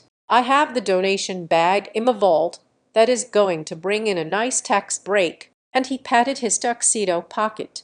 "I have the watch for Asher. I'd assume he is ready to receive it. He is waiting for the transaction." I said he has the funds allocated. "Perfect," Logan said. "I am going to hand it to him after the auction. Cash on delivery. Once I get that check, I will give you a little something. Maybe $500. You can buy yourself a new toolkit or whatever you people use." He looked so proud of himself. He was offering me $500 from the $40,000 he was planning to steal from my fiancé to save the house he was planning to foreclose on anyway. "500, I repeated. "That is generous, Logan." "I take care of family," he said. "And the watch?" I asked, looking at his pocket. "It is safe right here," he said, "in the box." He didn't know that. 3 hours ago, while he was arguing with the hotel concierge about a room charge, a member of Asher's security team had slipped into his suite. He didn't know that the box in his pocket had been swapped. It looked identical. The watch inside looked identical. It was the same fake watch, but the lining of the box had been modified. Inside the velvet cushion was a high-frequency GPS tracker and a pinhole camera that was currently broadcasting a live feed to the van parked outside. "Good," I said. "I hope you get everything you deserve tonight, Logan." "I always do," he grinned. "And you, Mom," I said, looking at her. She was trying to flag down a waiter who was ignoring her. "I hope you enjoy the show. Just get us some champagne, Chloe," my mother said without looking at me. "And tell them to turn down the air conditioning. It is freezing back here by the door." "I will see what I can do," I said. I turned and walked away. "Good luck," Logan called after me. "Good luck," I whispered to myself. I walked back through the hall. The air changed as I moved away from them. The smell of dish soap faded, replaced by the scent of expensive perfume and anticipation. I walked toward the stage, but I didn't go to the seats. I walked up the side stairs to the authentication station. It was a raised platform to the left of the auctioneer's podium, illuminated by a single clinical white spotlight. It looked like a laboratory bench in the middle of a palace. There were microscopes, UV lamps, and a laptop connected to the international database of stolen art. Asher was standing at the foot of the stage, talking to the chief of police of Milan, who was dressed in a tuxedo so sharp it looked like a weapon. Asher looked up and saw me. He nodded. I stepped onto the platform. I put on my headset. "Sound check," I said into the microphone loud and clear. "MS. Green," the audio engineer replied. I looked out at the crowd. From up here I could see everything. I saw the diamonds glittering on the necks of duchesses. I saw the nervous tapping of fingers on paddles. And way back in the dark, near the kitchen doors, I saw three tiny figures arguing over a bread basket. They thought I was the opening act. They thought I was just the girl who checked the merchandise before the real show started. They didn't realize that tonight I was the judge, the jury, and the executioner. The lights in the house dimmed. The heavy velvet curtain rose. A hush fell over the room. The auctioneer, a British man with a voice like gravel and honey, stepped up to the podium. "Ladies and gentlemen," he boomed, "welcome to the Orleire Charity Gala. Tonight we celebrate beauty. We celebrate history. And above all, we celebrate truth." I picked up my gavel. It was small, heavy, and made of brass. I looked at Logan one last time. He was taking a swig of champagne, leaning back in his chair, smiling at the ceiling. "Enjoy it, Logan." I thought, "That is the last taste of champagne you are going to have for a very long time." I adjusted my microphone. "Let the bidding begin," I whispered. The first item came up on the screen. It was a painting. The bidding was fast, aggressive. Numbers flew through the air. 2 million, 3 million, sold. I sat still. I was waiting. Item number 5 was the necklace Asher wanted, the Eye of Medici. Item number 6 was Logan's donation. The night was moving fast. The track was set. The players were in position. I rested my hand on the table. My fingers were steady. "Trust me," the billionaire had said. I looked down at him in the front row. He raised his glass to me slightly. Trust had nothing to do with it anymore. This was about competence. And I was very, very good at my job. The auctioneer cleared his throat. The sound amplified across the cavernous velvet-draped hall of the Orleire Opera House. The bidding for the Medici necklace had been suspended temporarily, a strategic pause to build anticipation. Now it was time for the charity filler, the items donated to make the wealthy feel benevolent before they spent millions on themselves. And now the auctioneer announced, his voice booming with practiced gravitas. "We present Lot 6, a generous donation from the Kincaid Family Trust, a vintage Hermes Kelly, circa 1980, in black ox leather with gold hardware, a true piece of fashion history." The spotlight swung away from the podium and cut through the darkness. Landing on the side of the stage, Sienna stepped out. She had clearly been waiting for this moment her entire life. She walked toward the center of the stage, clutching the black bag against her hip as if it were a newborn baby. She was smiling so wide it looked painful.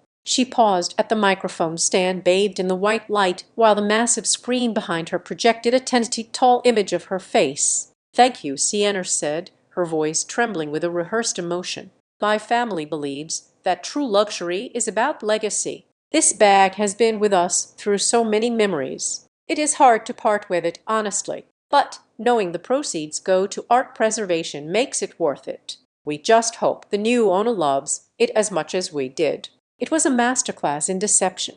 She sounded sweet. She sounded noble. She sounded like the eyes she desperately pretended to be from my perch on the authentication platform. I looked down at the back of the room. Logan was standing up at table 99 near the kitchen doors. He was beaming. He raised a glass of champagne to the people at the neighboring table, silently mouthing, "That is my wife. That is my donation." My mother, Darlene, was clapping so hard her bracelets jangled. She looked around the room, desperate to see if anyone was looking back at her. In her mind, she had arrived. She was the matriarch of a philanthropic dynasty. She was seeing salvation. The tax write-off from this sale, combined with the money she thought Logan was getting from Asha, meant the house was safe. She thought she was in heaven. "Shall we start the bidding?" the auctioneer asked. "Do I hear $5,000? 5,000. A paddle went up in the third row. "Thank you, madam." "Do I hear 7? 7,000. A man near the orchestra pit called out. 10,000. A voice from the balcony shouted. The price was climbing. 12,000, 15,000. The crowd was engaged. They bought the story. They saw a beautiful girl in a shiny dress holding a shiny bag, and they opened their checkbooks. Logan was vibrating with excitement. I could see him checking his phone, likely calculating the tax deduction he would claim on his fraudulent returns. He looked at Asher, who was sitting in the front row, stone-faced. Logan gave him a thumbs up. Asher did not return the gesture. He looked up at me. The bidding hit $20,000. 20,000 going once. The auctioneer chanted, 20,000 going twice. I reached out and flipped the switch on my console. A red light pulsed on the auctioneer's podium. His rhythm faltered. He looked up at my station. Confused, I leaned into my microphone. My voice did not tremble. It was cool, metallic, and amplified to fill every corner of the opera house. Stop the sale, I said. The silence that followed was absolute. It was the kind of silence that happens after a car crash before the screaming starts. Sienna froze on stage. She looked up at me, squinting into the spotlight. Her smile wavered, then dropped. "Excuse me," the auctioneer sputtered, clutching his gavel. "We have a bid of 20,000.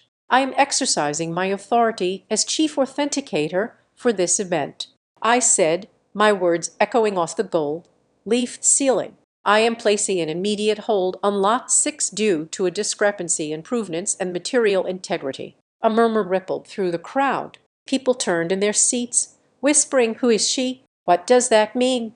I stood up from my station. I walked down the stairs from the platform to the main stage. My red dress trailed behind me like a pool of blood. I did not hurry. I moved with the terrifying slowness of inevitability. "Chloe," Sienna hissed as I approached her. She forgot her microphone was live. Her voice boomed over the speakers, shrill and panicked. "What are you doing? Get out of here. You are ruining the moment." "Give me the bag, Sienna," I said calmly. "No." She clutched it tighter to her chest. "It is ours. Logan donated it. You are just jealous." From the back of the room, a scream tore through the air. "Chloe." It was my mother. She had stood up, knocking her chair over. She was pointing a shaking finger at me. "Get off that stage. How dare you? You are trying to destroy this family. You are jealous because we are VIPs and you are nothing." The crowd turned to look at the crazy woman screaming by the kitchen doors. Security started to move toward her, but I held up a hand. "Let her speak," I said into my headset. "Let everyone see who they are." I turned back to Sienna. I stepped into her personal space. The giant screen behind us now showed both of us, the sister in the cheap sequins clutching a lie and the sister in the red couture holding a scalpel. "I am not doing this to hurt you, Sienna," I said, though I knew that was a lie. "I am doing this because I swore an oath to protect the integrity of this auction. Now, hand me the item or I will have security remove you for trafficking counterfeit goods." Sienna's eyes went wide. "Counterfeit?" She looked at the crowd. She looked at Logan. Logan was no longer smiling. He was pale, frantically making a cutting motion with his hand across his throat. Sienna let go of the bag. I took it.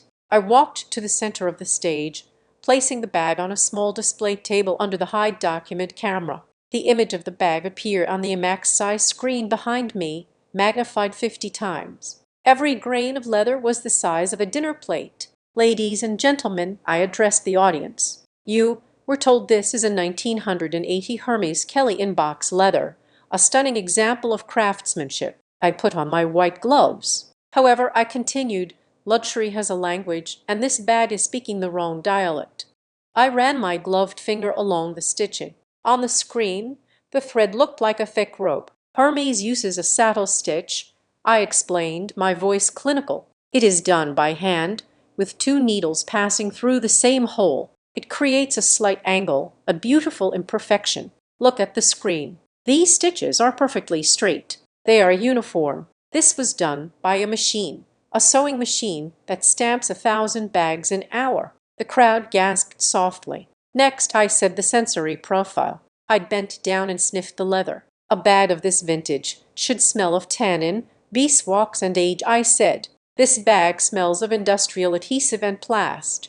It smells like a factory floor in a province that does not exist on a French map. She is lying, Logan shouted from the back. He had climbed onto his chair. She is crazy. That is a family heirloom. My grandmother gave it to us. I ignored him. I picked up the bag and turned it over to show the hardware. And finally I said, the date stamp. The donor claims 1980. That would correspond to a Circle J stamp.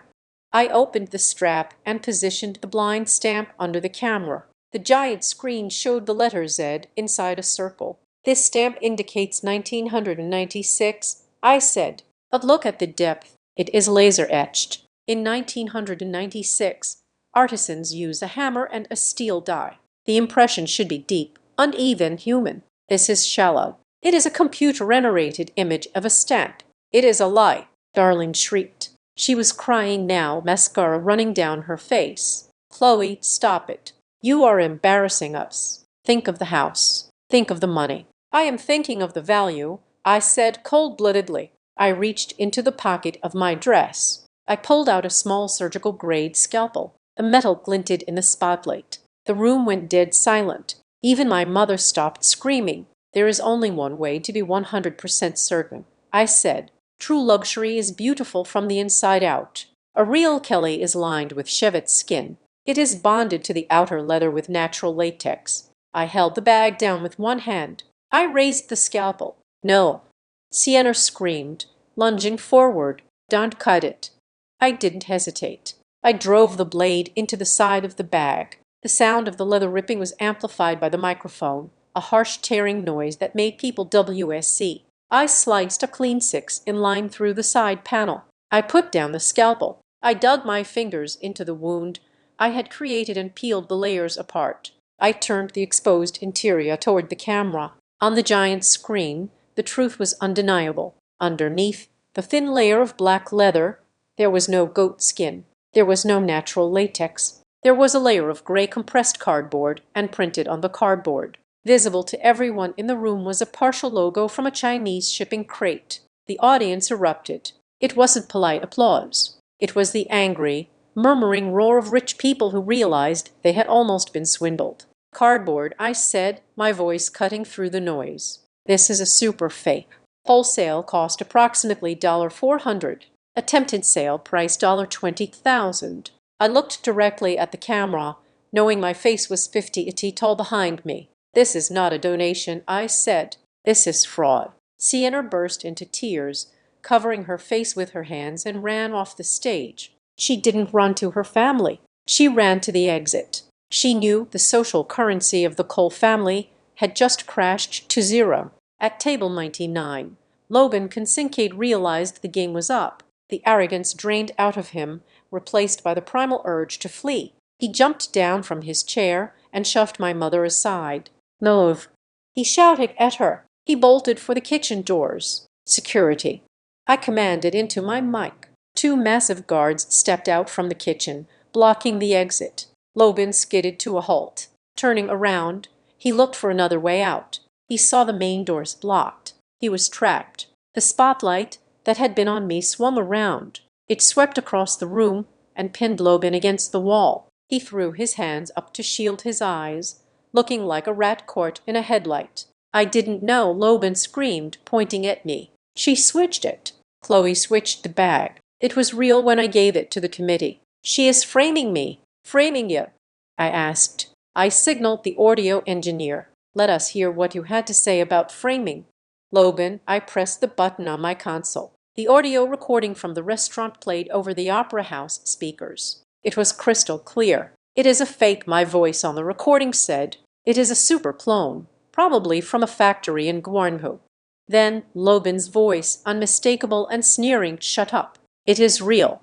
If an expert says it is real, and you are the expert, I control the house. Chloe, I control your mother's accounts. I can sign a quitclaim deed to one of my partners in Nevada right now, and the house is gone forever. The crowd gasped. The shock was palpable. This wasn't just about a bag anymore. They were listening to extortion. They were listening to a man threatened to make his own mother-in-law homeless. My mother, standing next to Logan in the spotlight, went rigid. She stopped crying. She stared at Logan as if he were a stranger. "You," she whispered, her voice picked up by the nearby ambient mic. "You said the house was safe. You said you were investing for me."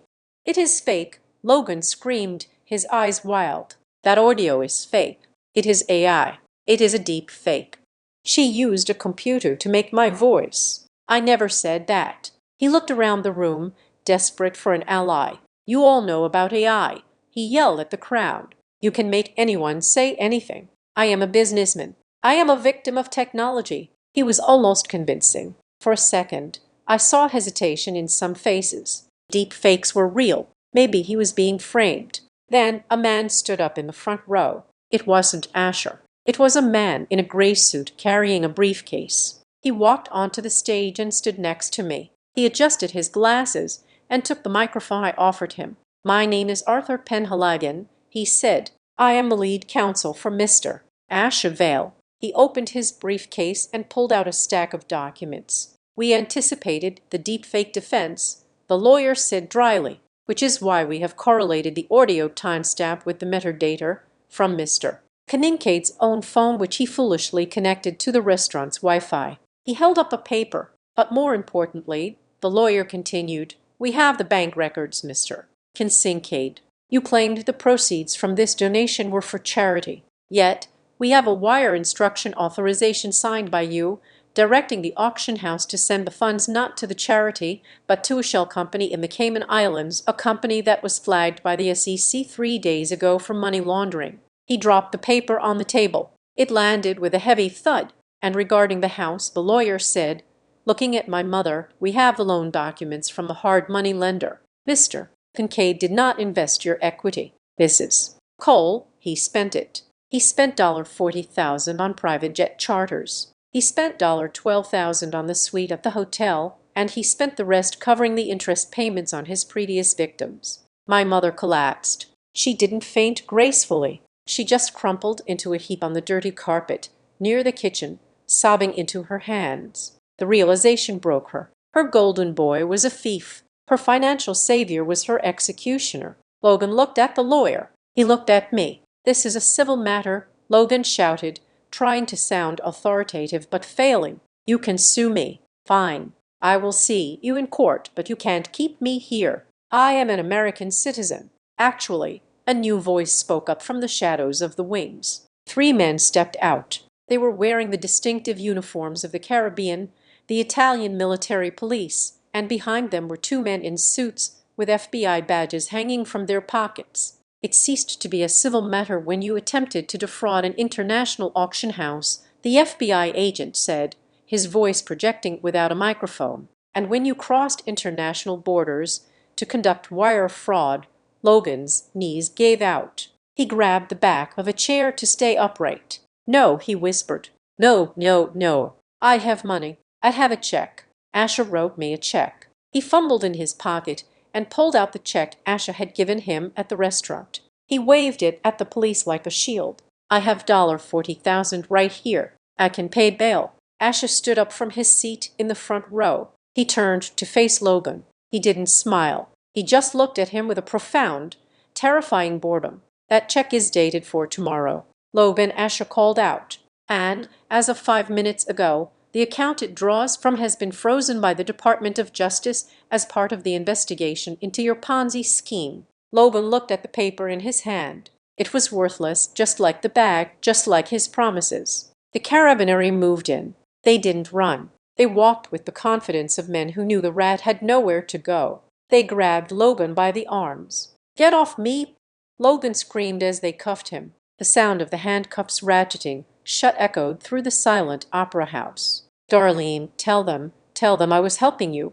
My mother didn't look up. She was rocking back and forth on the floor, mourning the death of her fantasy. I stood on the stage, the scalpel still in my hand, the ruined bag in front of me. I looked at Logan being dragged toward the exit, his tuxedo bunched up, his dignity gone. He looked at me one last time. His eyes were filled with hate, but mostly with confusion. He still couldn't understand how the girl he had left at the airport had become the judge who sentenced him. I leaned into the microphone one last time. "Lot 6 has been withdrawn," I said. "We apologize for the inconvenience." Please enjoy the rest of the evening." I turned off the mic. I took off the headset.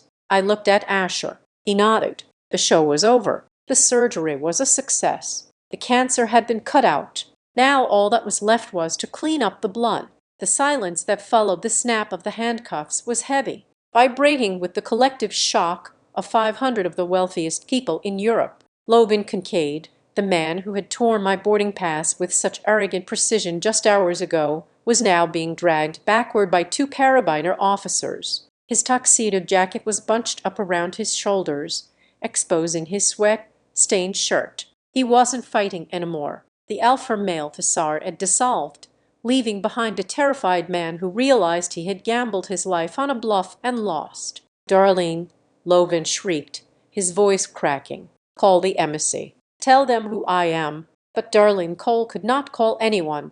My mother was slumped on a velvet chair near the kitchen doors, staring blankly at the space where her son-in-law had been, the fantasy world she had built. The world where she was the matriarch of a high-finance dynasty had shattered into a million pieces. I walked down the steps from the stage. The red dress flowed around me, but I didn't feel like a princess. I felt like a surgeon walking out of the operating room after a difficult amputation, exhausted, bloody, but necessary. Sienna was huddled against the wall, her phone clutched in her hand. She wasn't filming anymore. She was frantically tapping the screen. "I have to delete them," she was muttering to herself, her fingers flying. "I have to delete the unboxing videos. I have to delete the investment tips. Oh my God, if they think I was a partner." She looked up and saw me standing there. The fear in her eyes was primal. She realized that every post she had ever made tagging Logan's fraudulent fund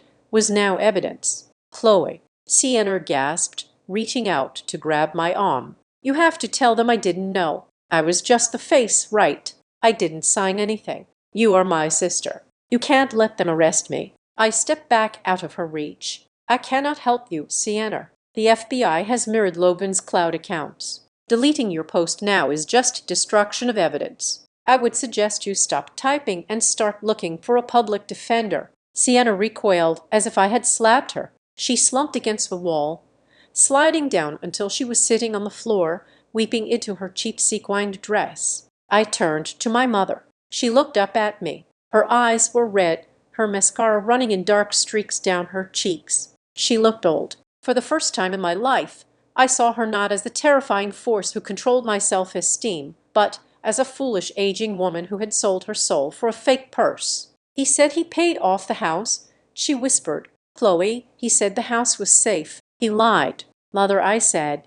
My voice was calm. It wasn't the voice of the daughter who used to beg for approval. "He spent the money. The foreclosure notice was going to be posted on your door tomorrow morning." "What am I going to do?" she wailed, clutching her chest. "I am homeless. I am 60 years old and I am homeless in a foreign country. How could you let this happen? You knew you stood up there and humiliated him instead of coming to me quietly." The accusation hit me, but it didn't hurt. It just confirmed everything I needed to know. Even in the wreckage, she was blaming me. "I tried to come to you quietly," I said. "I tried to tell you at the airport that he was stealing from me. You told me I was jealous. You told me to go home. I didn't know. You didn't want to know." I corrected her. "You liked the lie better than you liked your daughter." I crouched down so I was eye level with her. "You abandoned me at gate D12 with no money and no passport," I said softly. "You watched him tear up my ticket. You didn't look back. So tell me, mother, exactly how did you think I was going to save you?" She opened her mouth, but no words came out. She closed it again. The shame finally hit her. She looked away. Asher stepped up beside me. He didn't say a word. He just handed me a thick blue legal folder. I took it. I felt the weight of the paper. It was heavier than the fake bag. "Here," I said, dropping the folder into my mother's lap. "What is this?" She sniffled, opening it. "That," I said, "is the deed to the house in Tamper." Her head snapped up. Hope, bright and desperate, flooded her face. "You saved it." "Oh, Chloe, thank God I knew you had money. I knew that man would stop." I cut her off. "The house is not yours." I said Asher's holding company bought the debt this morning, and 10 minutes ago they transferred the title into a blind trust. "A trust?" she asked, confused. "The Chloe Green Revocable Trust," I said. "I am the sole trustee. I own the house. Mother, you are a guest." I pointed to the document. "You can live there," I said. "I will not put you on the street, but there are conditions. You will sign a document revoking all power of attorney you ever gave to Logan. You will attend financial counseling once a week, and you will never ever try to leverage that property for credit again. If you miss one counseling session, if you try to borrow $1 against the equity, the eviction notice is automatic." She stared at me. "You are treating me like a child." "I am treating you like a liability," I said, "because that is what you have been." "And me?" Sienna asked from the floor, wiping her nose. "I can stay to write until I get back on my feet." I looked at my sister, the girl who had poured wine on my dress, the girl who had built a career on making me feel small. "No," I said. Sienna gasped. The house is from Mom," I said. "You are 30 years old, Sienna. You have a degree you never use. You have 2 hands. You are not allowed to live in that house. You are not allowed to touch the assets." "But I have nowhere to go," Sienna screamed. "Logan's accounts are frozen. I have nothing." "Then you have exactly what I had at the airport," I said. "Figure it out. Get a job. Sell your clothes. Learn to restore things instead of destroying them." "You are a Sienna spat." "I am a landlord," I said, "and the lease just denied your application." I stood up. I looked at my mother one last time. "There is one more price," I said, "for the house." "Anything?" my mother sobbed, clutching the folder. "An apology," I said. "Not here. Not in private. You humiliated me in public. You let Sienna post videos calling me a failure. I want a public retraction. I want you to post a video admitting that you left me, that Logan stole from me, and that I saved you. If you don't do it by tomorrow noon, I sell the house." "Okay," she whispered, defeat total in her eyes. "Okay, I will do it." I reached into my small clutch. I pulled out a wad of cash euros I had withdrawn earlier. It was about 200, enough for a taxi to their cheap hotel and maybe a meal at McDonald's. I tossed the bills into her lap. They fluttered down onto the legal folder. "For the cab," I said, "since you don't have a ride, Chloe." She started reaching out a hand. "Don't," I said. "I am not your safety net anymore. Mom, I am just the woman who fixed your mess. Tidy up the rest yourself." I turned my back on them. I walked away. I walked past the staring crowd, past the whispering billionaires toward the grand exit doors. Asha was waiting for me in the foyer. The night air rushed in as the doorman held the doors open. It smelled of rain and exhaust, but to me it smelled like freedom. "That was brutal," Asher said. He didn't say it with judgment. He said it with awe. "It was necessary," I replied. "Restoration requires stripping away the rot.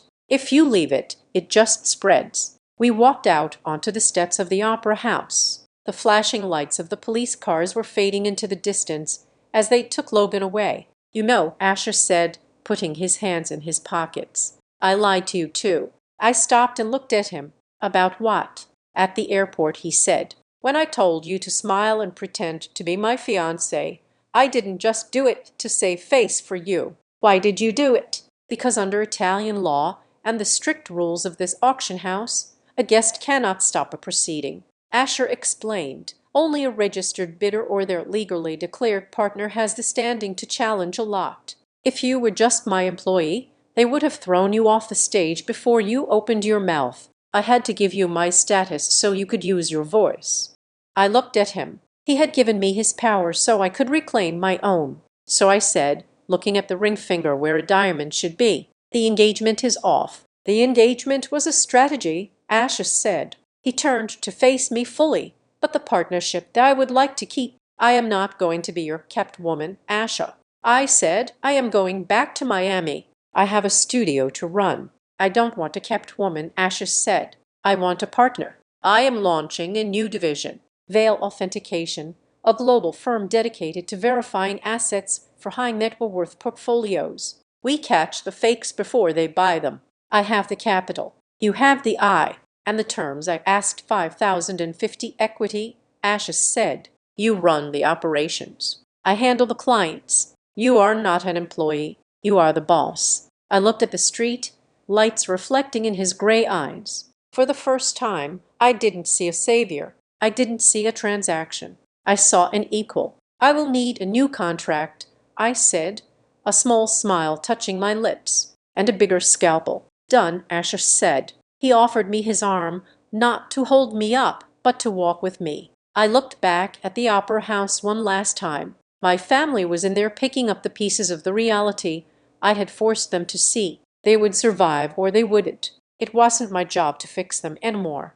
I had fixed the only thing that mattered, my own life. I stepped out into the Milan night. I didn't need a ride. I didn't need a ticket. I knew exactly where I was going. "Trust me," the billionaire had whispered in my ear. I took a deep breath. "No," I whispered to the empty street. "Trust me."